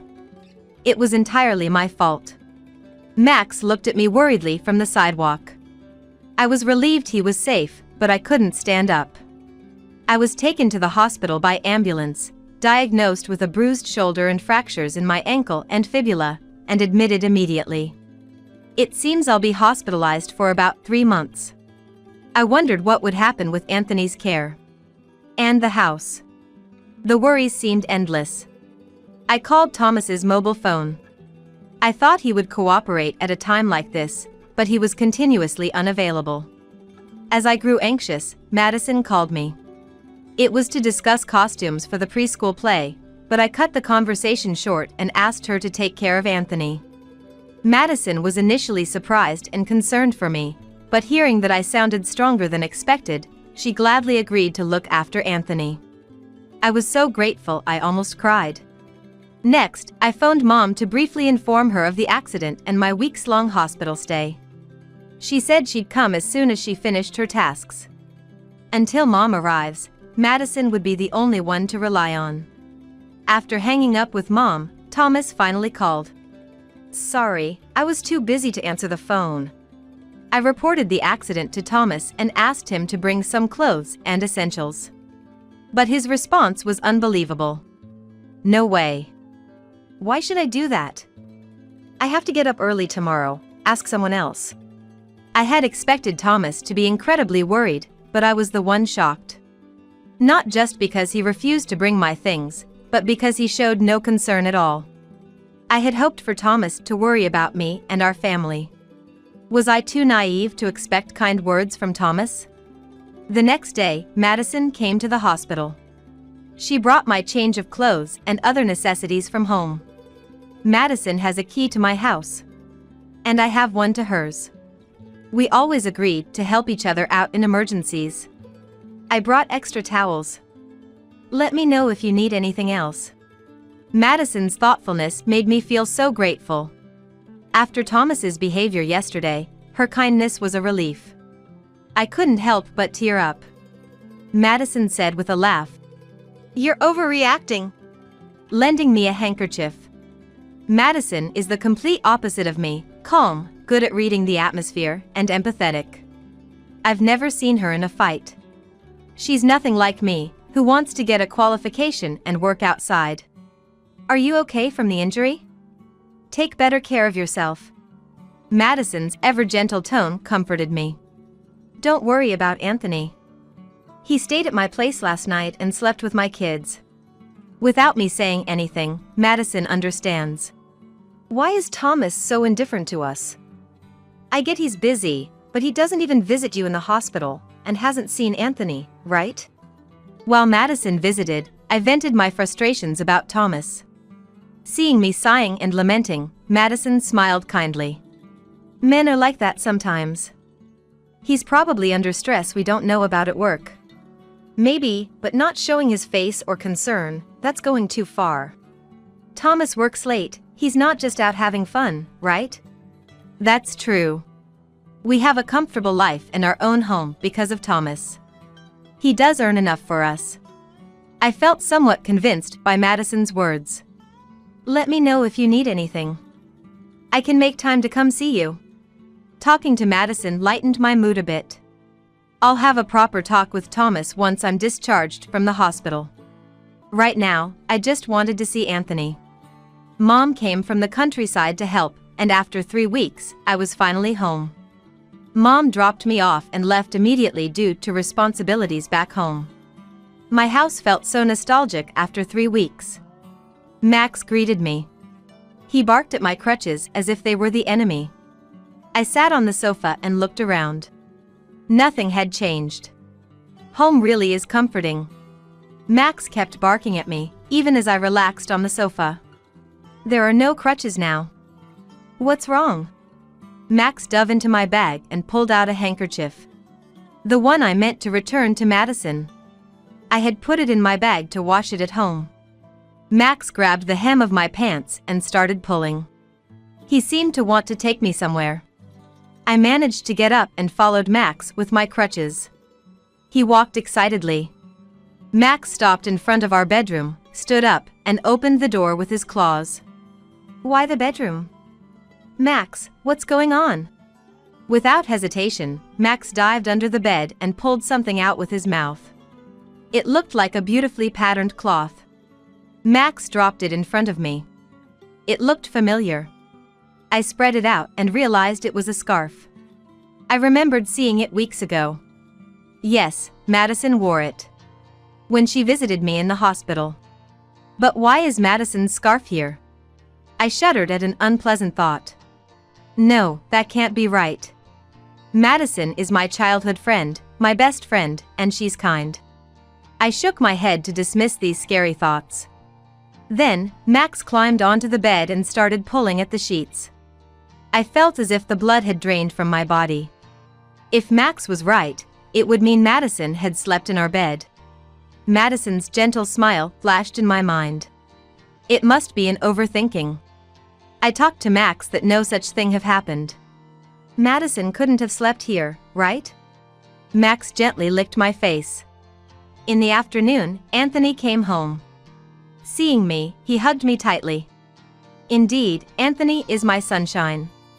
I felt brighter and warmer. I tentatively asked him, "Where did you sleep while I was in the hospital?" "In my room, with Madison and her kids at our place. It was fun." "What does that mean?" "I thought Anthony stayed at Madison's house." "Didn't Madison say so?" My suspicions only grew. Where did Madison sleep then? I bravely asked Anthony where Madison slept. "I don't know. But she and Dad were talking in the living room late, probably drinking too." "I don't know. But she and Dad were talking in the living room late, probably drinking too." I left Anthony and went back to the bedroom. Standing there alone. The thought was overwhelming. Thomas and Madison in this bed while my family and I were ignored. I couldn't believe it. Or rather, I didn't want to believe it. The bed was neatly made, no sign of any disturbance in the sheets or duvet. But could the smell not have been completely removed? And then there was the forgotten item. That Max had noticed it. Since discovering this suspicion, I couldn't sleep in that bed. I started sleeping with Anthony. He was happy, not suspecting anything. Thomas had become a repulsive presence. With so many thoughts swirling in my head, there were many days I couldn't sleep. Where did we go wrong as a couple? When my leg cast was removed, Thomas left the house in a strangely good mood. I had a bad feeling. While waiting for the preschool bus, Madison arrived. She was unusually stylish. Her makeup a bit more flamboyant. "Good morning. You look so stylish today. Got a date?" I asked casually, trying not to show my suspicions. Madison smiled unabashedly. "I've met someone I really like," she said. It was clear now. No proof, but Madison was doing something despicable. She liked the one person she shouldn't. I struggled to hide my trembling, angry hands. After parting with a happy Madison, I returned home, stunned. I couldn't let Thomas and Madison continue like this. It had to end. When I was able to move freely, I decided to visit my parents. That night, I told Thomas about going to my parents' house next week with Anthony and invited him. "I won't go. Got work. You two go ahead." I knew Thomas wouldn't come. But his smile bothered me. He asked when I was leaving and returning. No interest in me, but he cared about when I'd be absent. I said I'd leave on Wednesday and return Sunday night. Got it. So you're returning Sunday night? Thomas pulled out his mobile phone and started entering something in his schedule. I could tell why he was so keen on confirming our return date. I didn't miss the smirk on Thomas's face as he fiddled with his phone. The 5 days at my parents' house were wonderful. Anthony was extremely interested in farming, spending every day in the fields with Dad, enjoying playing in the dirt. On our way home, "I had fun.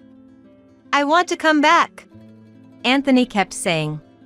Thinking about the confrontation awaiting at home, I felt heavy-hearted. After I returned from my parents', Thomas suddenly announced he was going on a week-long business trip. Previously, his trips were at most 2 nights long. A week seemed suspiciously long. Seeing my puzzled face, got a lot of clients to visit. Might even land a big contract. Thomas started talking about work, something he usually doesn't do. It sounded like he was trying to cover up guilt. Yet, he was in a great mood while packing, humming tunes. It looked more like preparing for a vacation than a business trip. Thomas left early in the morning, even unusually saying, "I'm off." And he left. I heard the engine sound outside. He wouldn't use the car for a business trip.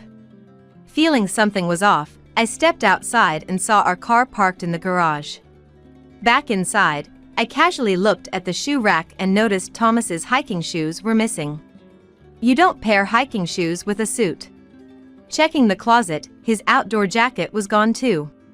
What kind of business trip was this? But still, Thomas being away for a week was a fact. I was relieved not seeing him. By then, I had no romantic feelings left for Thomas. A few days later, while cleaning the house after dropping Anthony at preschool, I received a call from an unknown number on my mobile phone. I answered with caution. It was from a hospital near my parents' house, located in the mountains. Shocked by the call, I rushed to the hospital. After picking up Anthony from preschool, we hurried to my parents'. I explained briefly to Anthony in the car. Thomas had gotten lost while camping, slipped, and fell down a ravine. He was alive but suffered from multiple bruises and a severe open fracture in his leg. Luckily, he was rescued by local firefighters. It could have been life-threatening if not for the rescue. Initially, Anthony joked, "That's just like Mom." But when I told him about the severity, he became serious and worried. I left Anthony with my parents and headed to the hospital. Indeed, Thomas's business trip was a lie.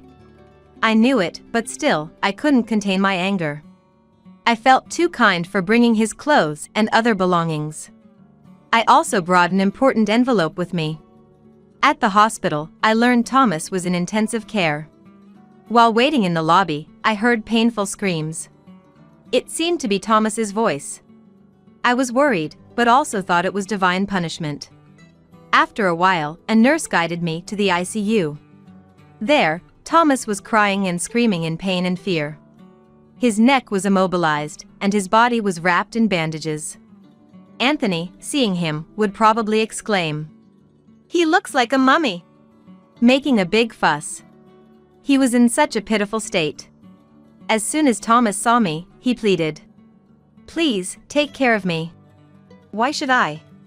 I blurted out reflexively. Who does he think he is to ask this? When I broke my bone and was hospitalized. It's a no from me. Ask someone else. And who was it who said that? Then, the curtain of the next bed opened. And I screamed. There was Madison. Indeed, they had gone camping together. Madison was injured too. Not just her arms and legs, but her face and head were wrapped in bandages. Her eyes were terribly bruised. She couldn't move freely. Thomas, with his face immobilized and in pain, hadn't noticed the curtain open. He vented his frustration and pain at me. Do you even understand my pain? Don't just stand there, start taking care of me. Thomas had fallen from a high place to the bottom of a valley. Of course, it would hurt. He was lucky to be alive. Like I could understand your pain. I snapped back at Thomas. My patience had reached its limit. Thomas lied about a business trip to go camping with Madison, got into an accident, caused trouble for everyone. And now he's making a scene about being cared for. It's your own responsibility. Be grateful you even got help. I was done extending my hand to Thomas. Our marital relationship was already over. Today, here, it all ends. Madison is here too, so it's perfect. Time to settle things. I decided to corner Thomas. I didn't care about his pain anymore. Justice was on my side. Do they call camping a business trip at your company? Or were there clients at the campsite? I didn't relent. I kept pressing Thomas. Do you need to go to remote mountains for IT work and risk getting lost? Thomas glared at me through tears, enduring the pain. Shut up. It's none of your business. You went back to your parents' house, didn't you? Don't lecture me. What an audacious claim. I had honestly said I was going to my parents. But Thomas had lied. I didn't lie. Did you have a reason to lie? Thomas just glared, unable to retort. I turned my back on the silent Thomas and looked down at Madison. Did you follow Thomas and fall too? Madison, grimacing in pain, spoke.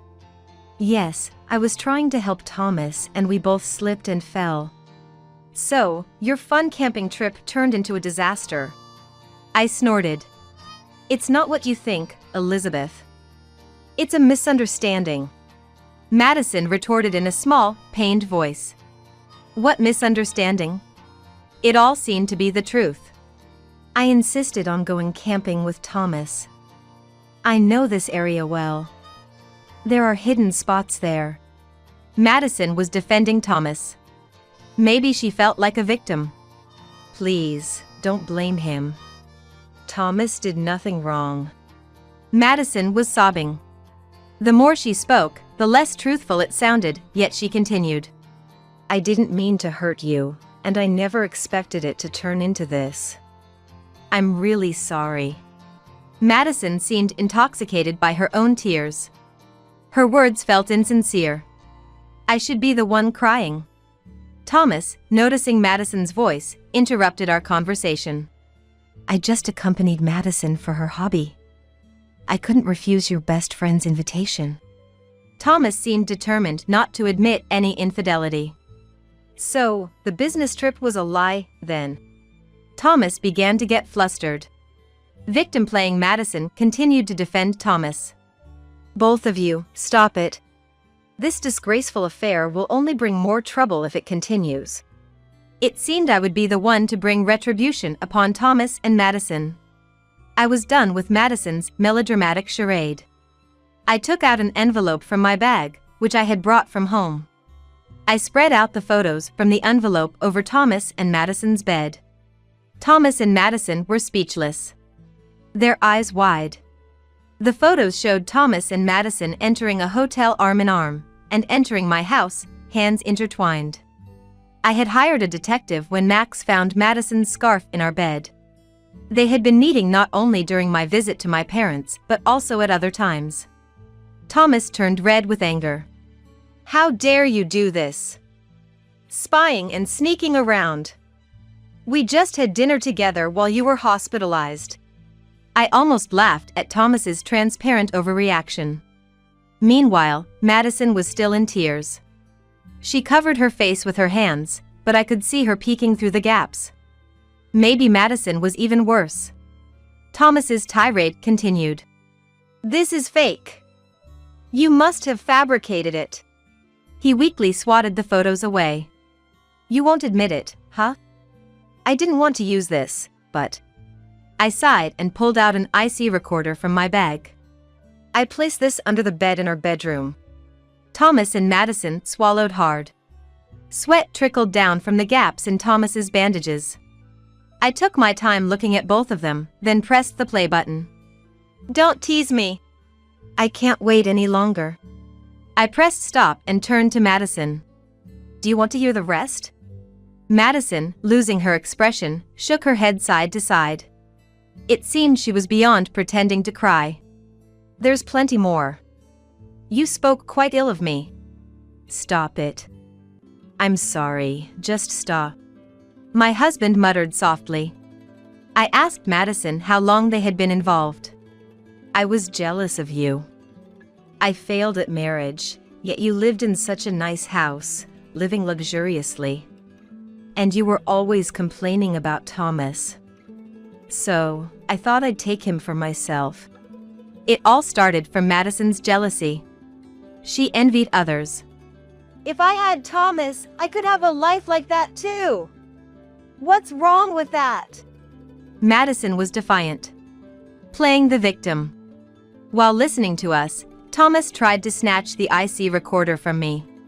Careful! Moving suddenly caused him intense pain. He lost his balance and fell from the bed. Thomas didn't make a sound. It seemed like he had fainted. Madison, shocked, looked at Thomas. I pressed the nurse call button.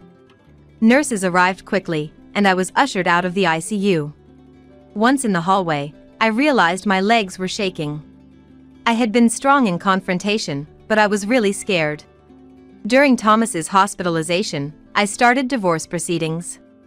With plenty of evidence of his infidelity, the lawyer said the divorce could be favorable for me. I would demand alimony and child support from Thomas. But that alone wasn't enough to punish Thomas. A thorough division of property was necessary. I sold the house, liquidating it into cash, divided the savings, and split stocks and investments. Thomas's parents came to apologize sincerely. They would oversee the alimony and child support payments. I promised Anthony could visit his grandparents occasionally. I filed a claim for alimony against Madison too. She would repay it little by little. Madison suffered an after effect to one leg from the accident. She couldn't walk without a cane. Thomas's condition was worse. He was close to needing a lower limb amputation. He became wheelchair-bound. The affair, disguised as a business trip, led to severe reprimands at work. He was demoted as a disciplinary action. Though he could have been dismissed, his past performance was considered. No one in the office sympathized with Thomas. He faced cold stares. Having lost the house, Thomas drained his savings on alimony and child support, now living in an old apartment. Without barrier-free access, he struggled with daily life.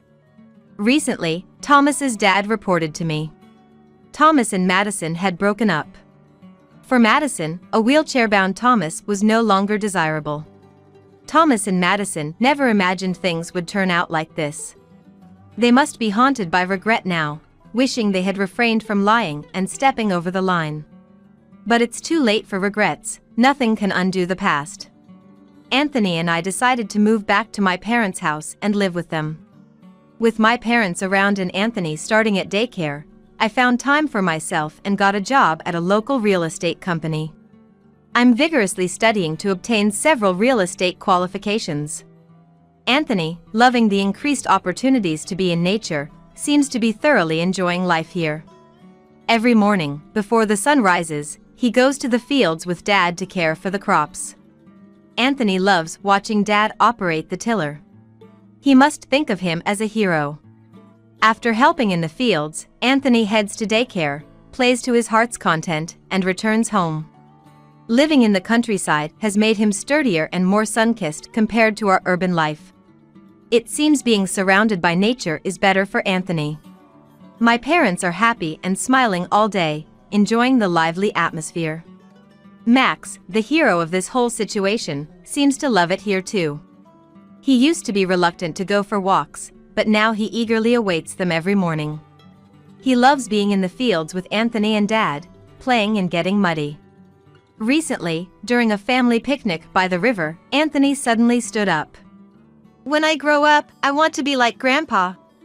Dad, with a big smile, patted Anthony's head. Mom watched Anthony with joy in her eyes. "What are you? A stalker or something? You disgust me. Go home already." I came to the wedding to celebrate the happily smiling bride and groom. Then, to my surprise, the groom turned out to be my ex-husband, Alec. I'm definitely not his stalker. "Do you like me that much? If so, you should have come out in the open, and I might have considered you as an affair partner. Trying to crash my wedding is just too disappointing." All my past anger and the shock of suddenly encountering Alec just vanished. As Alec wished, I decided to leave. However, 30 minutes later, I ended up returning to the venue with someone. I wonder if Alec would be pleased with the surprise guest. It's going to be more interesting than any entertainment. I'm Melissa, 36 years old. I met my husband Stuart 10 years ago. At the nursing home where my grandmother was staying, I blurted out big when I first met Stuart, a caregiver there. He's close to 6.5 feet tall, big both vertically and horizontally. As I covered my mouth with my hand, feeling I had said too much, he smiled shyly. "Big, right? Everyone calls me a bear." Gradually, I got closer to Stuart. Despite his appearance resembling a wild man-eating bear, his personality was like a cute bear sunbathing at a bear park. Kind, gentle, and comforting to be around. I never dreamed of marriage and had decided to stay single, but my stubborn heart was softened, and I ended up marrying. Now, blessed with our 4-year-old son Leon, I deeply feel it was the right thing to do. The reason I avoided marriage was because I had failed at it once. I got married for the first time at 22. To a man who was the opposite of Stuart, modern, slender, fresh-faced, and handsome. His well-featured face could make anyone believe he was a celebrity. In fact, my ex-husband Alec would often lie to people he just met. I used to model in Boston. Our married life was in my hometown, where it was quite rural. Not a farmland rural, but a place where everyone needs a car. Yet supermarkets and hospitals are only a 10-minute drive away, and if you drive 30 minutes more, you'll find a large shopping mall as well. I think it's a nice countryside. And as for Alec, he came from the city. He attended a nearby university and stayed in the area after graduation. At first, our marriage life was enjoyable. Alec got along with my friends, often suggesting we call someone to hang out. Being young, we would gather with friends, drink, and have fun. Alec was quick to fit in with a female-dominated environment. I thought he wanted to cherish everything about me, including my friendships. He loved me that much. I truly believed so. This is hard to say, but it was a few months into our marriage. A friend approached me seriously. "Alec has asked me out multiple times, to hang out just the two of us without telling you." It wasn't an invitation to play tag or pretend. My head was immediately filled with indecent thoughts. And it wasn't just her. Alec had approached almost all of my friends. I felt betrayed by Alec and sorry for my friends. I confronted Alec immediately. "I'm just saying that to be sociable. It makes women happy." Alec carelessly patted my head as I turned red with anger. "Well, some simple women might misunderstand kindness from a handsome guy like me." Luckily, none of my friends betrayed me to go along with Alec's invitations. Everything was attempted but not fulfilled, and my friends forgave him with awkward smiles. After that, Alec's interactions with my friends ceased. Alec was also close with my parents. Once a month, he would visit my parents' home and drink with my father. With no more plans with my friends, visits to my parents increased. "Got some booze for today."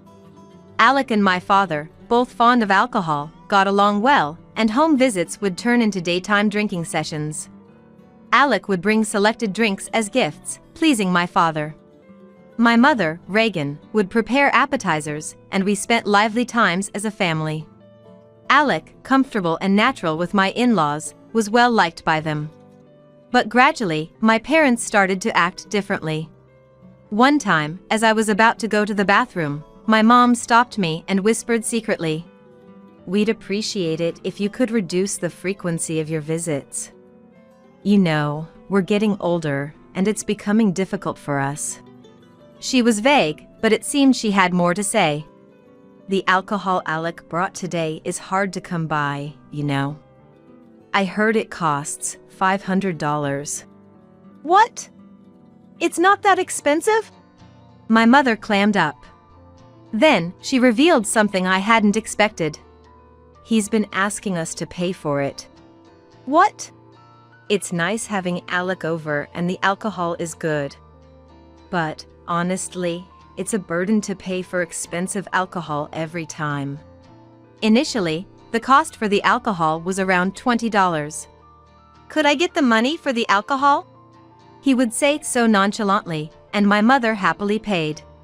But gradually, the price increased, and it became normal for it to exceed $300. However, the actual cost of the alcohol was at most $50, and above all, it was purchased with our living expenses. $500 is just too much. But we can't spoil Alec's feelings, right? Indeed, my parents had repeatedly said that gifts were unnecessary, without me realizing the underlying sentiment. I thought I was doing filial piety by visiting frequently with Alec. I immediately confronted Alec, who looked happily flushed, about asking for money. Maybe because he was drunk, he responded nonchalantly, "What's the big deal? If you go to a club, you pay a lot of money, right? I'm bringing alcohol and drinking it with them, so I should get paid, or it's a loss." He didn't care about my anger at all, almost as if he expected gratitude. Turning towards my beet-red face, he laughed. "Hey, Melissa turned into an octopus. Reagan, make some octopus appetizers." I was so dumbfounded by the absurdity of it all that I lost my words. I just exchanged looks with my parents, who had twisted expressions. Alec seemed to like my family home. Unlimited drinks, a mother who worked like a maid, and he even receives pocket money. But I couldn't bring Alec home anymore. Ah, so boring. I'm nice to you and this is how you treat me. After that, Alec stopped coming to the house and started going out alone. On top of not giving me any money for living expenses, he had secretly incurred debts. And when infidelity came to light and I confronted him, he suddenly hit me. Shut up. I don't need you anymore. It's over, we're getting divorced. And that's how we ended up divorcing. A bitter memory I don't want to even remember. I had forgotten about him, blessed with a new family, but 13 years after the divorce, for some reason, Alec was here. And next to a bride in a pure white dress. Alec was the groom. It was a wedding I was invited to by my junior at work, Chanel. The guest list exceeded 300 people, a grand ceremony. Alec in his late 30s had changed his vibe, but there was no way I would mistake him for someone else. The radiant beauty of his youth was gone, replaced by the air of a sweet, calm gentleman. He was spreading his best smile all over the reception. I had dressed up nicely but tried to make myself less noticeable by slouching a bit. My mind was full of why and how. Maybe my suspicious behavior made me stand out more, as I locked eyes with him. I smiled awkwardly and nodded slightly while sweating. Oh my God, how awkward. I felt so uncomfortable that I went to the bathroom. The reception had just started. I spent some time there, but I couldn't stay hidden for another 2 hours. Reluctantly, as I was about to return, Alec, with his arms crossed, was blocking the way in front of the venue. What are you doing here? I wanted to ask the same. When we divorced, Alec had scornfully said he hated country folk and moved to the city. I didn't know he had come back to my hometown. Alec leaned in with the same unpleasant smile as before. What's the matter? You still hung up on me after all these years? He seemed gentlemanly earlier, but it must have been just the outfit and the setting. Alec was still laughing vulgarly. Wow, you've got wrinkles. You've aged. You were cute when you were younger, but marrying for looks was a mistake. Good thing I divorced you back then. Alec pointed at the faint laugh lines I was self-conscious about and laughed all by himself. I've always felt he was a bit immature, but now it's just creepy, like he's still a little kid. Oh, wait a minute, what was your name again? Oh, Averill? Betty? Let's see, oh yeah, Melissa. Look, just give up on me already. As you can see, I'm married. I've already. I started to say, but Alec wasn't listening to me. Can't believe you were able to stalk me with that face of yours. Don't you own a mirror? Or are your eyes rotten? Oh, maybe it's presbyopia? Let's make things clear, with your looks, there's no way you and I could start over. I didn't want to see you. In my memories, you were still cute. Don't tarnish my memories. Alec stuck out his tongue in jest. Our past is already tainted. I only remember fighting with Alec, and if it's possible, I'd remove those memories from my brain. I wasn't prepared to encounter Alec like this today. I wanted to say something back, but my mind went blank, and no words came out. I clenched my fist tightly and looked away from him. Your face is all red. Oh right, Melissa, you always used to get so mad and turn red. It was cute when you were younger, but a red-faced angry old woman is just ugly. My face felt even hotter.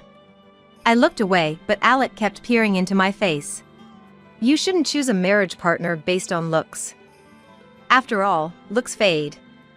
Sorry, Melissa, for leaving you when looks were all you had.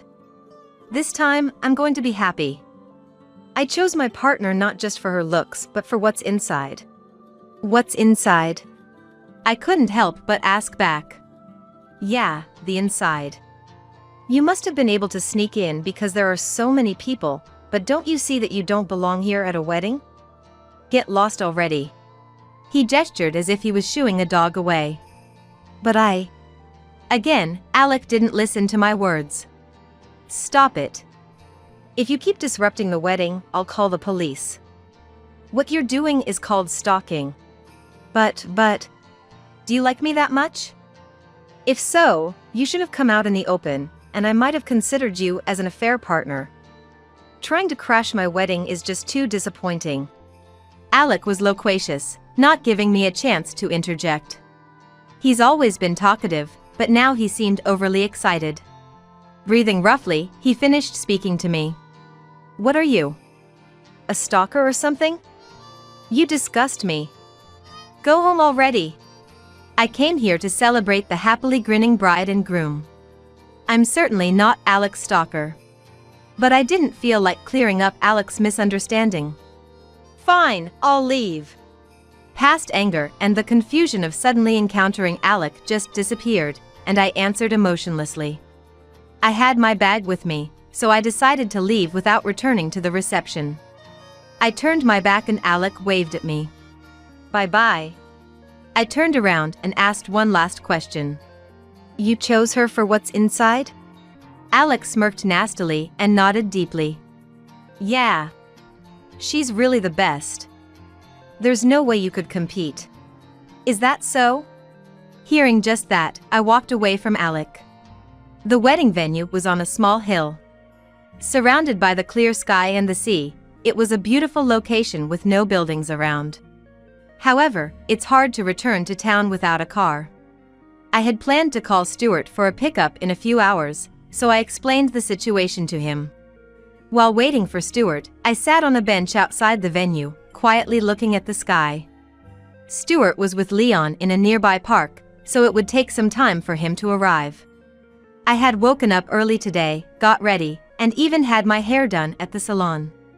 Alec laughed at me for looking older, but my son, Leon, told me I looked cute. I was so upset over the treatment Alec had given me, after putting so much effort into looking nice.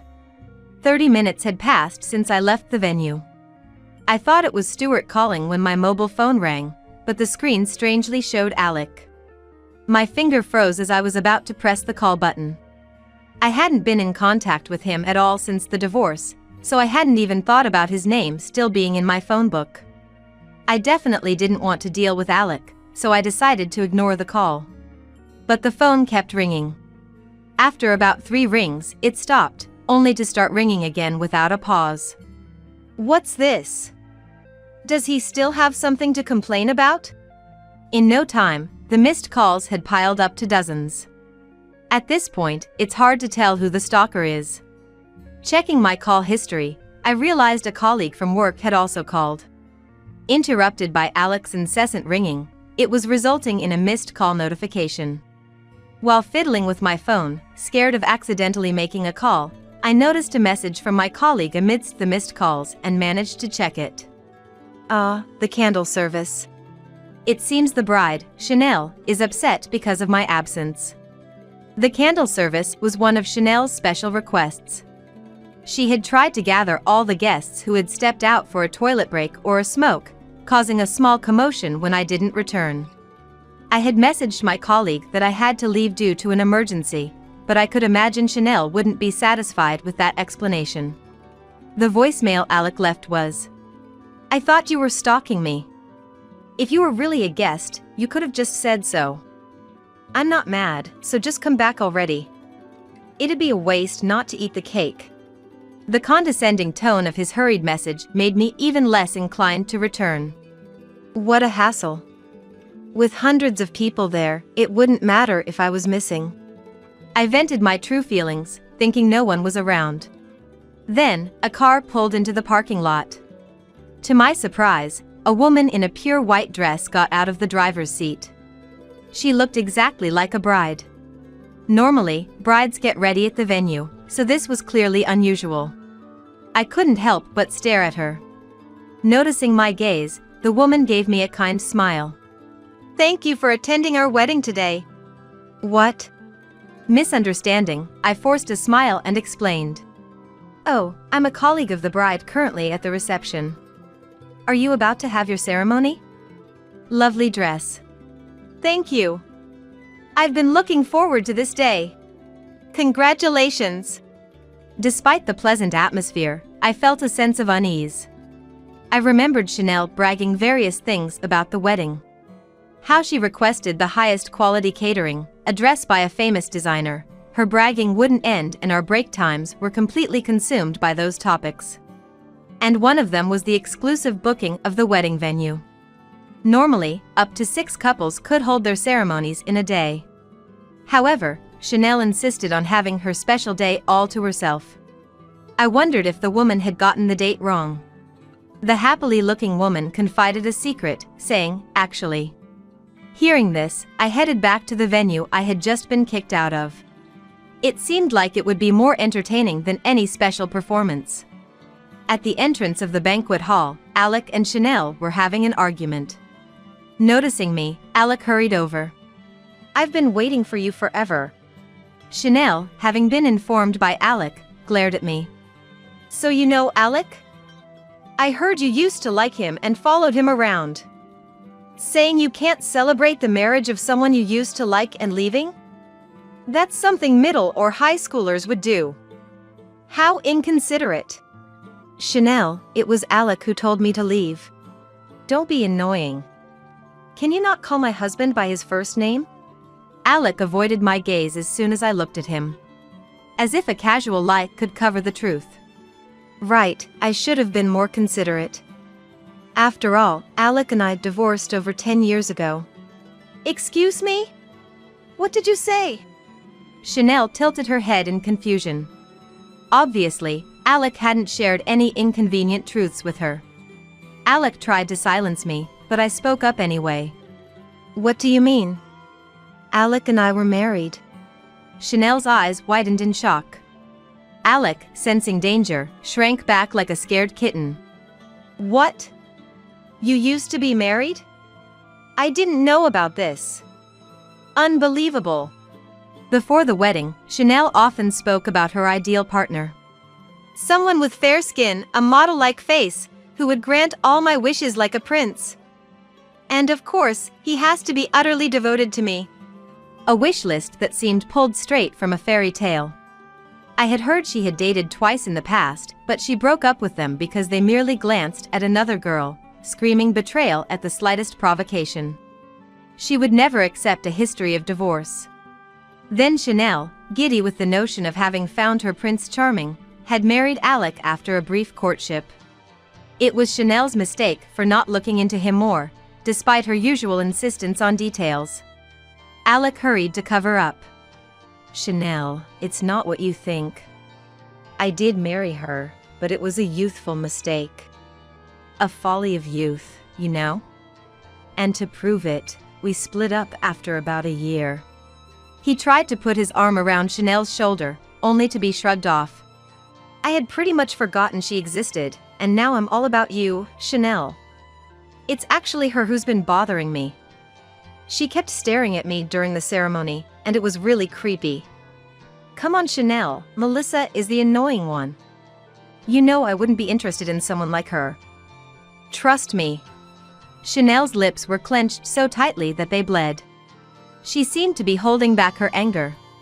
I get it, Melissa is the annoying one. I mean, you knew it was Alec as soon as you saw the invitation, right? Did you dress up all fancy because you thought you'd see Alec? Talk about creepy. Thinking there might be a chance? I had become the common enemy of Alec and Chanel. By berating me, Chanel seemed to have felt better and snuggled up to Alec artificially. She's my stalker. Probably got mad knowing I was getting married. Lately, she's been following me around. It's been truly creepy. It was too much not matter how much she likes me. Stalking and then showing up at the wedding thinking there's a chance is just too creepy. They laughed together. A vulgar laughter that didn't suit the beautiful bride and groom. Melissa, I'm sorry. I know it must be hard to see me and Alec so happy, but it's unthinkable for someone to leave in the middle of the ceremony. Please, stay till the end to get over your feelings for Alec. I was ridiculed thoroughly. I couldn't possibly celebrate their union now. Chanel, I really didn't know the groom was Alec. Save your pointless act. It's true. Because he had a different last name back then. Chanel, not understanding, was carefully enlightened by me. He was Alec Brown before. Now, Alec Taylor. Do you understand why? Alec was the first to pounce on me. Not that we were getting along, but Chanel, with a look of anger, pulled us apart. This made it easier to continue. Alec has been married and divorced several times after divorcing me, even taking his wives' last names. Alec yelled, "Shut up," but was immobilized by Chanel, who had thrown her arms around him. Chanel's grip tightened, and Alec began to moan in pain. Alec's history of divorces wasn't just once. It appears he had been married and divorced at least 5 times. Knowing the truth, Chanel's grip tightened around Alec to the point it seemed she might be breaking his spine. Alec couldn't even make a sound. To those unaware of the turmoil, they might appear as a passionately embracing bride and groom. The banquet staff, previously too intimidated to intervene, finally managed to stop Chanel. Chanel's fiery temper had evidently left the staff terrified. But they seemed to realize Alec's life was in danger if they didn't act. After a bit of coughing, Alec turned his fury on me. Melissa! Secretly following me around and digging up unnecessary information. You're beyond what you call a stalker. Although Alec's bloodshot eyes were frightening, I kept my composure. Come on, it's your wedding. Let's keep it calm. I looked towards the lobby and saw that she was prepared. Alec, congratulations on your wedding. I clapped loudly. Perplexed Alec and Chanel watched with a perplexed expression. Then a woman in her wedding dress approached. The shyly smiling woman was far more charming as a bride than Chanel.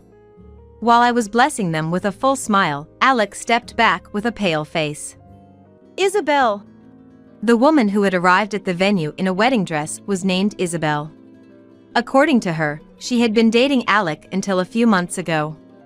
They even got engaged. But he broke up with her suddenly without giving a reason, and Isabel couldn't accept it.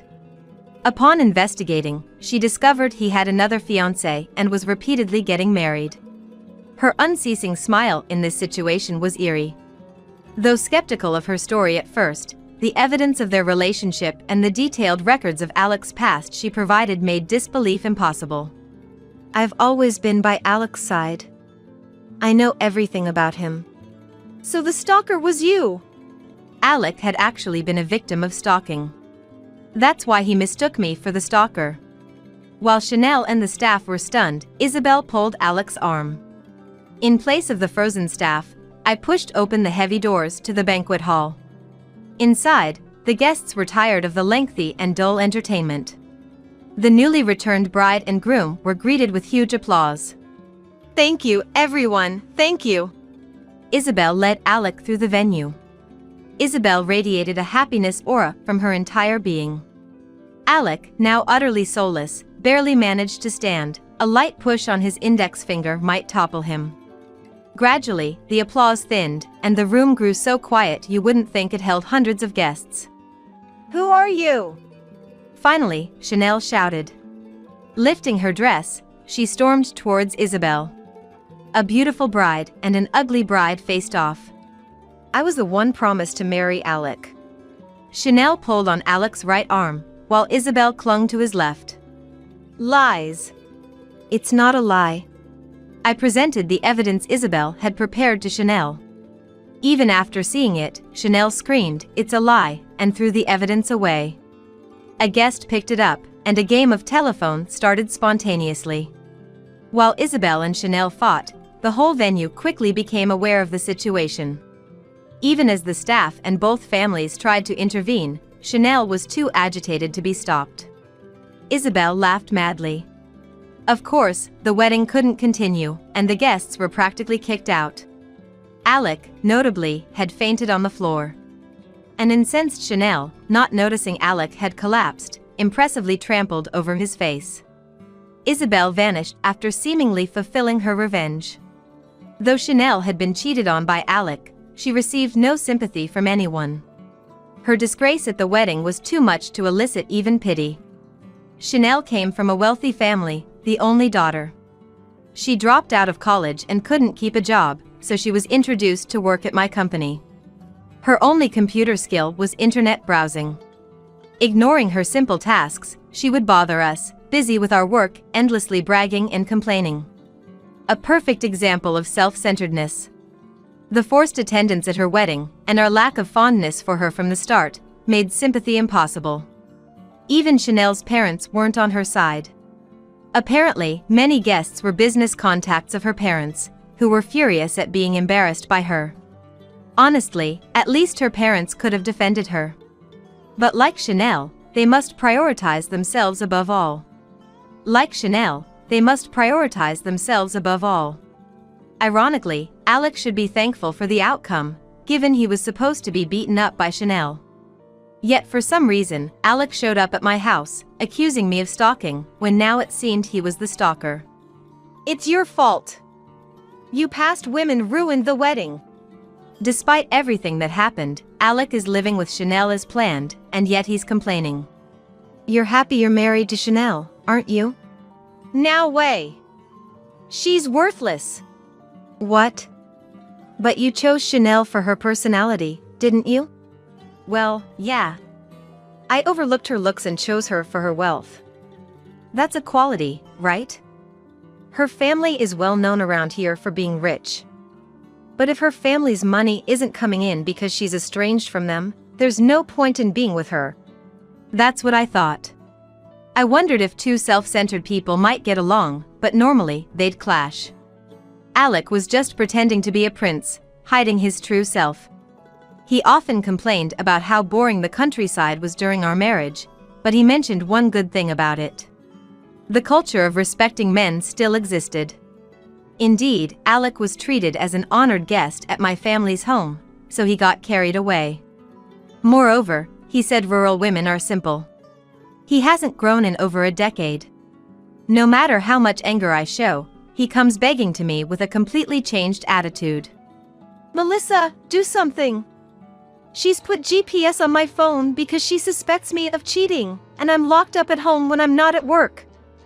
Actually, she quit her job and has time, so she follows me around and watches me sometimes. It's crazy, right? That's crazy.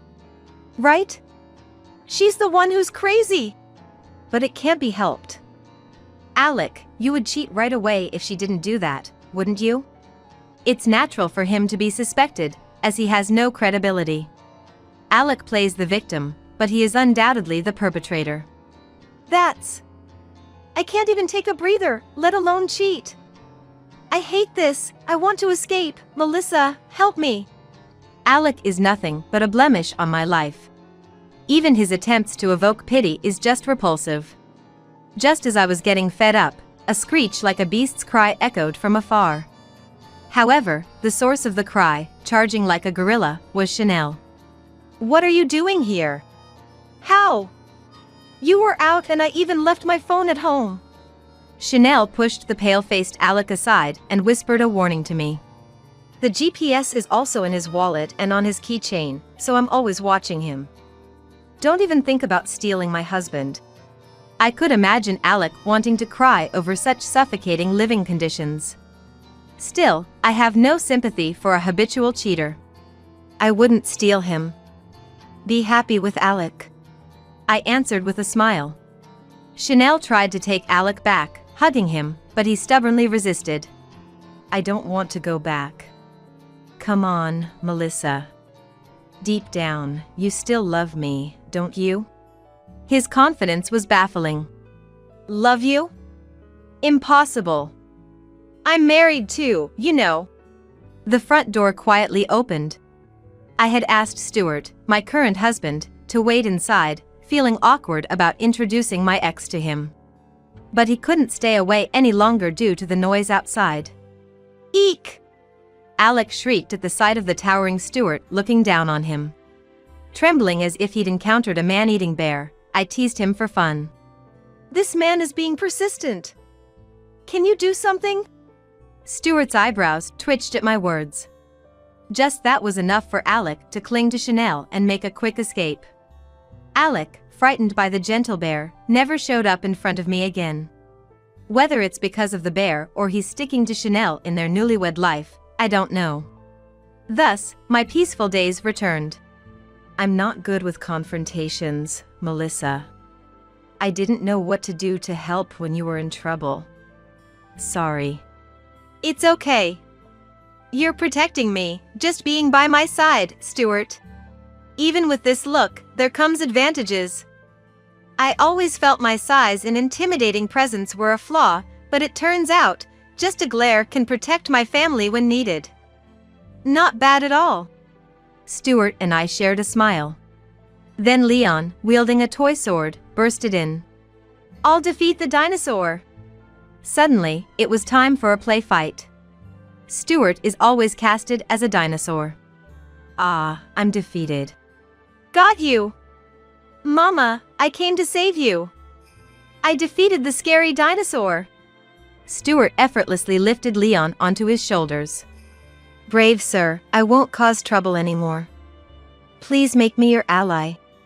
Okay. Let's protect Mama together. Yay! I have two reliable heroes by my side. The sight of Big Stuart and little Leon playing together is something I cherish. I want to protect this simple daily happiness. Hey, cruel wife. How many times do I have to tell you? The fork. There's no fork. Are you telling me to eat lunch with my hands? What a ridiculous cruel wife. After our child was born, my husband started calling me a cruel wife occasionally. Why did I marry this man? I could hardly remember. Before we got married, I thought I liked him because he was kind and considerate. It was often said that women would change after getting married and having children. But I would ask this. What about men who don't change at all even after having kids? Isn't that somehow strange? Fed up with my mounting irritation, I shouted back at my husband on the phone. Shut up! If there's no fork, then eat with your hands. Even a baby can eat with their hands, why can't you? My name is Carol, a 36-year-old office worker. By the way, I am currently on parental leave. Though in a different department, my husband Kent was a colleague at the same company. Kent, a responsible and respected manager, was our team leader. After dating for 3 years, we got married. We were both busy with work, but we spent our days off together and had a reasonably happy life. However, I began to have certain troubles as I got older. When will you guys let me see my grandchild? These were the words of Louis, who is Kent's dad, as my father-in-law. Every time he looked at me and said this, I get sick to my stomach. I don't like Louis, or rather I hate him. He's arrogant and acts so pompous. Louis was a department head in a fairly large company. He may be a man in positions of authority, but I always think that it just at work and doesn't apply at home. I often saw him scolding mother-in-law Deanna. When I told Kent, he said, "My parents have always been like that. They haven't divorced, so it must be working out, right?" He talked about it as if it was none of his business, which made me wonder if this was really okay. We got married when I was 28, but we didn't have children for a while. About 2 years into our marriage, we started to think it might be difficult to conceive naturally, so we went to the hospital together.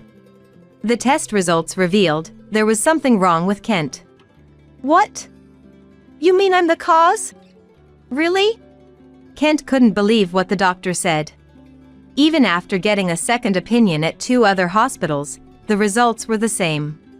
All I could do was to try to cheer up the disheartened Kent, saying, "The doctor said there's still a chance. I'll do my best too." Looking back, maybe Kent didn't even like these words from me. After that, we started treatment, which was quite tough. Not only was it physically tough, but it was also mentally taxing. Every time I passed a pregnant woman with a big belly at the OBGYN, I kept thinking, why can't I have a baby? Every time I saw Louis during this time, he asked repeatedly, "Hasn't my grandchild been born yet?" Deanna was always kind to me, encouraging me not to worry. "Dad is such a problem. I've explained to him that I'm the cause, but..." Ken said in disgust. The treatment was hard, but back then, I hadn't even considered divorcing Kent. Then, when I was 35, I finally conceived our long-awaited baby. Even Louis was pleased, saying, "Really? I was starting to give up hope, but now I'll finally be a granddad." His words were excessive, but he seemed happy. Deanna also told me to take care of myself. What surprised us even more was that I was expecting twins. There was some anxiety about suddenly becoming a mother of 2, but Kent said, "Let me know anything I can do, I'll do anything." As might be expected of twins, by the time I passed the 6-month mark, my belly was as big as if I was at full term. By then, we knew both were boys. But there was anxiety as well as joy. This one is growing well, but the other hasn't grown much since last time. The doctor sometimes told me at checkups. I prepared myself for a smaller birth and prayed for their safe growth every day. Being pregnant with twins, I was able to start my maternity leave early. Kent had been promoted to manager around that time, perhaps in recognition of his hard work. But with his new responsibilities, he started coming home later and using work as an excuse. "Hey, can't you come home a bit earlier? It's getting hard to move around with my big belly," I said. His response was, "What can I do? It's work. I'll do my best once they're born." Thankfully, Deanna, who lives nearby, often came to check on me. I always thought Deanna was a quiet person, but she talked a lot when it was just the 2 of us. "How are you feeling, Carol? I made this because you said it was delicious before. Eat up. And I bought some daily necessities for you. Deanna, you're really a godsend." Thanks to Deanna, I could lead a calm life during my pregnancy. I'm truly grateful even now. Later, I gave birth to fraternal twin boys via C-section. My eldest son, Rui, was 5 pounds, and my second son, Ray, was 4.5 pounds. Kent and I had already decided on their names together. I was discharged from the hospital after about a week, but the boys couldn't come home due to their low weight. On the day of my discharge, Kent came to pick me up. I was depressed, but he said, "Think of it as a chance to rest for a while. Let's be positive." Frustrated by Kent's off-the-mark comment, my irritation peaked when I got home. What is this? The house was a mess, the table cluttered with stuff, and the sink overflowed with dishes. Even Kent realized it was bad and said, "I was going to clean up, but I've been busy with work, and on my days off, I'm too tired and sleep in, and I thought, you're coming back today anyway." Realizing he expected me to clean up made me more sad than angry. Kent, didn't you say you'd step up once the kids were born? Of course, I'll help with anything I can. But the kids are still in the hospital, so I thought it's okay to start helping once they're back, he said with a careless laugh. I just told him to look up how to care for someone postpartum and locked myself in the bedroom. A few minutes later, he quietly opened the door. "Sorry, Carol. I looked up how to care for someone after giving birth. You're right, I shouldn't make you strain yourself. Rest easy today. Starting tomorrow, you'll just do as much as you can." With a smug face, he left the room. What does he mean by starting tomorrow, you'll just do as much as you can? It seemed Kent still didn't understand the meaning of rest. Perhaps I could have relied on my parents, but my brother and his wife lived there, and their eldest child was a student preparing for exams then. When I told about my pregnancy, that night my sister-in-law messaged, "Are you planning to come to our parents' home after giving birth? Please keep it short if possible, since our eldest son is studying for exams." I might have said the same if I were in her shoes. My mom was supposed to help me after my discharge, but she fractured her leg falling down the stairs the day before I was discharged. Considering Kent's behavior today, he probably won't be of much help. But the next day, my savior appeared. Congratulations on your discharge, Carol. When Kent told me you needed help, I wondered what happened. Rely on me for anything, she said. To me, Deanna seemed like a goddess. Since I needed to breastfeed, Deanna drove me to the hospital every day. Once I asked Kent to deliver pumped breast milk to the hospital because of feeling unwell, he said. "Me? Impossible, I'll be late for work. I'll tell Mom." And left for work quickly.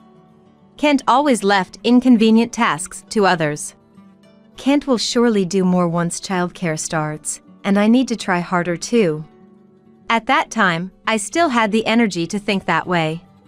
A month after giving birth, my son's discharge was arranged. I was overjoyed at the thought of finally living together. On the day we brought the boys home, Louis visited and said, "This one is quite small, is he okay?" Compared to him, this one looks healthy. He ignored quiet and smaller Ray, only doting on Rui. "What's with this old man? Enough already." I prayed the boys wouldn't get attached to Louis. Taking care of twins was far beyond my imagination. Feeding was doubled and they rarely slept at the same time. One of them was always awake. When both cried at the same time, I almost panicked. Deanna came almost every day, and my mom, whose leg was getting better, also visited regularly. Without these two mothers, I might have collapsed. Deanna and Mom seem to get along well. "We'll take care of Rui and Ray, so you should sleep while you can," they insisted, pushing me into the bedroom. I managed during the day, but the problem was at night. Kent, who said he'd do his best once the kids were born, hadn't changed. He still came home late, and by the time he arrived, I had finished bathing the babies. The most he did was admire the twins' cute sleeping faces. "They're so cute." He often made them wake up by touching their cheeks. When they woke up and cried, the other would join in. "Hey! They just fell asleep after so much effort. Don't mess it up," I snapped. "You get angry like that again. Carol, you've been too irritable since having the babies. Remember, they can see you," he joked. "Huh. It's your fault. I became upset as Kent complained and quickly headed for a shower. Kent ate the meals I made whenever he wanted to eat, and took a bath I prepare whenever he wanted to take. And he slept and woke up at his own convenience. Even when the kids cry, he never seems to hear them and remains asleep. It's the same with diaper changing. He does change them if I ask, albeit awkwardly. However, when it's poop, he stubbornly refuses, exclaiming, "Whoa! Carol, come here."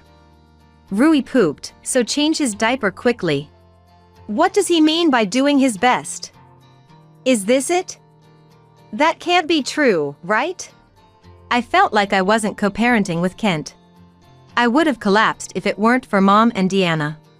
When I was pregnant with the twins, I begged Kent many times to take paternity leave.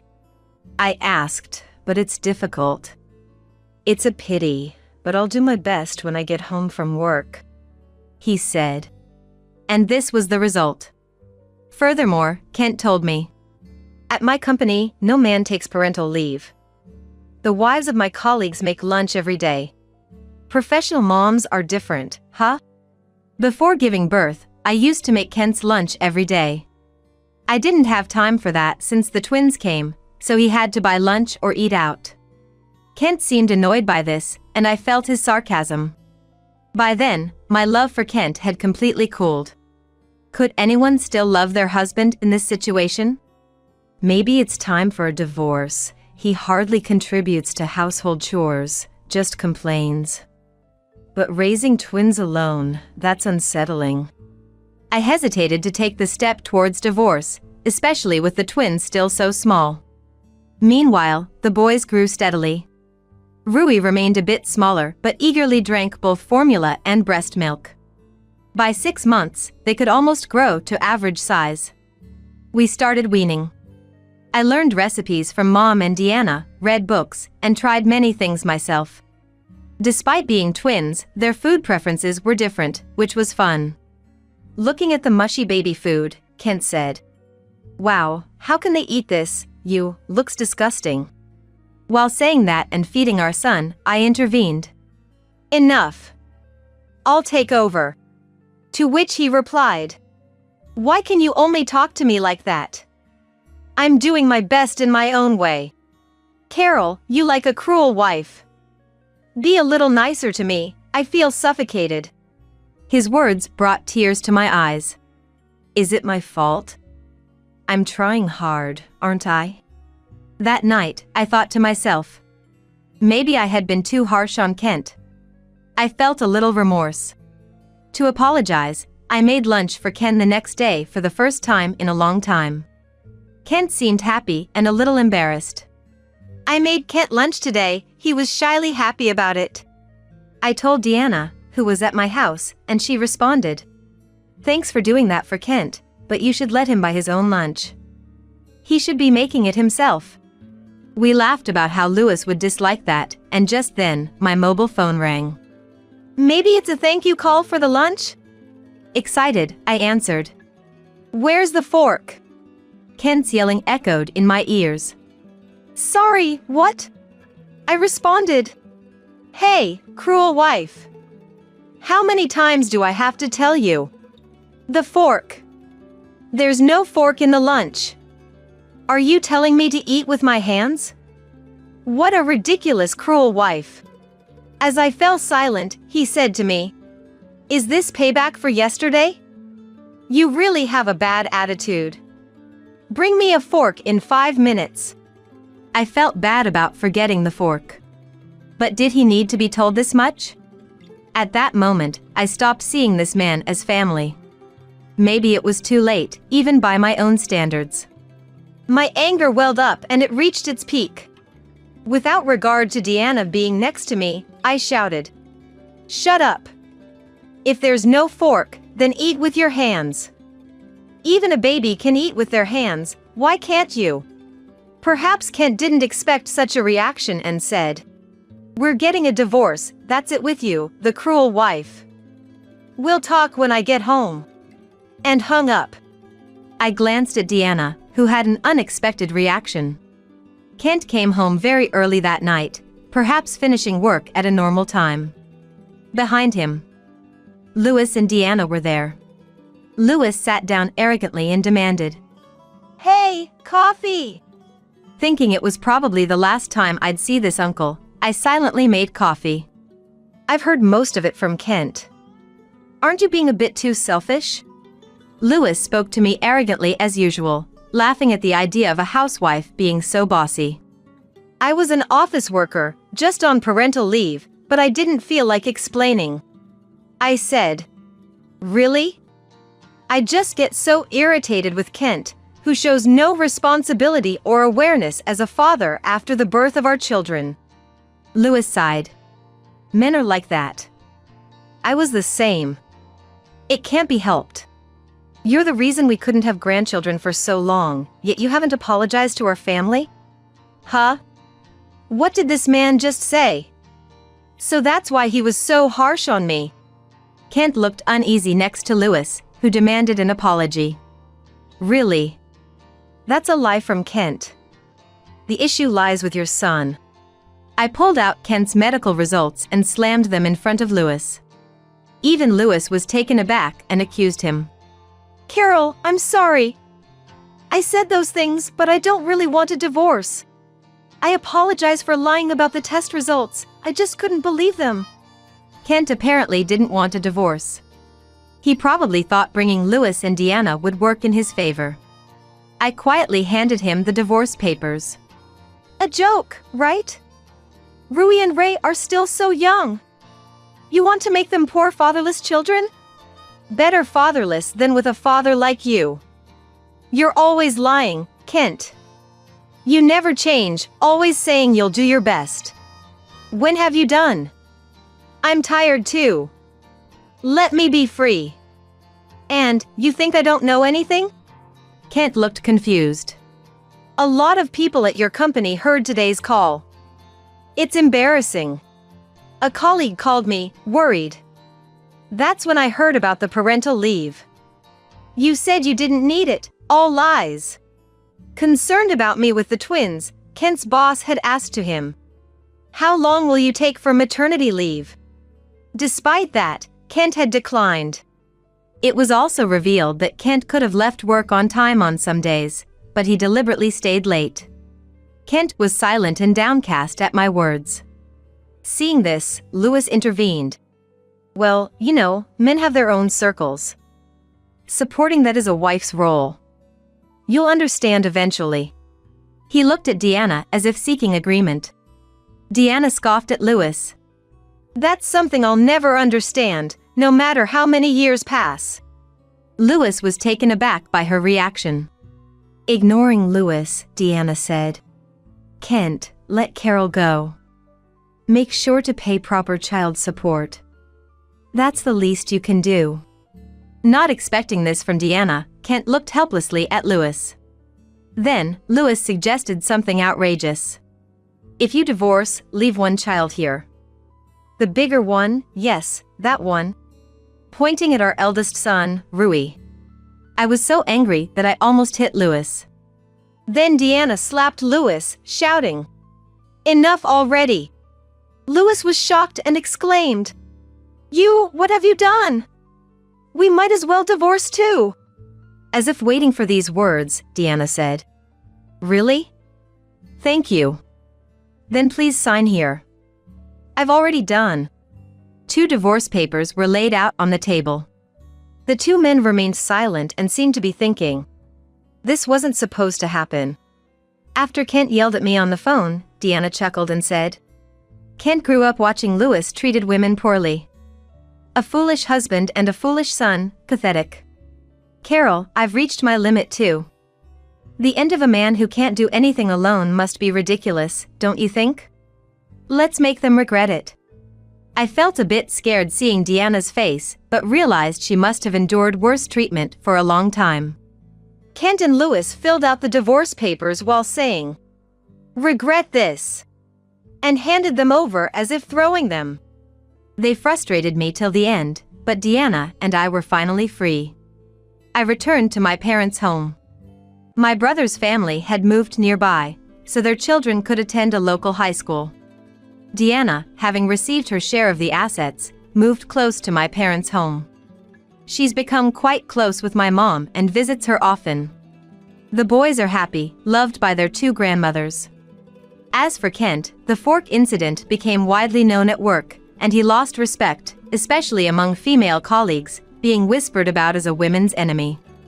He's unlikely to engage in office romance again. Due to his poor domestic skills, he's been demoted from his manager position, as customers complained about his sloppy, unhygienic appearance. His diet has deteriorated, and he's gained weight. Feeling uncomfortable, he recently requested a transfer. By the time I return from parental leave, Kent won't be at the same company. Similarly, Lewis's personal life suffered. He tried to make this incident a laughing matter with his superiors over drinks, but the room fell silent. The way I see it, a man who can't treasure his family isn't worth much. The CEO personally told him, so Lewis's remaining months until retirement will be uncomfortable. He'll likely spend his old age alone. Both got what they deserved. Deanna started part-time work at a nearby grocery store and seems to be enjoying her days. I'm happy for her. The twins, Rui and Ray, are about to celebrate their first birthday. A few days ago, the two of them started walking at the same time. I was so moved that I couldn't help but burst into tears. They have different food preferences, but they like the same toys and are now playfully fighting over them, saying ah. Watching them, I vowed to be a strong mother.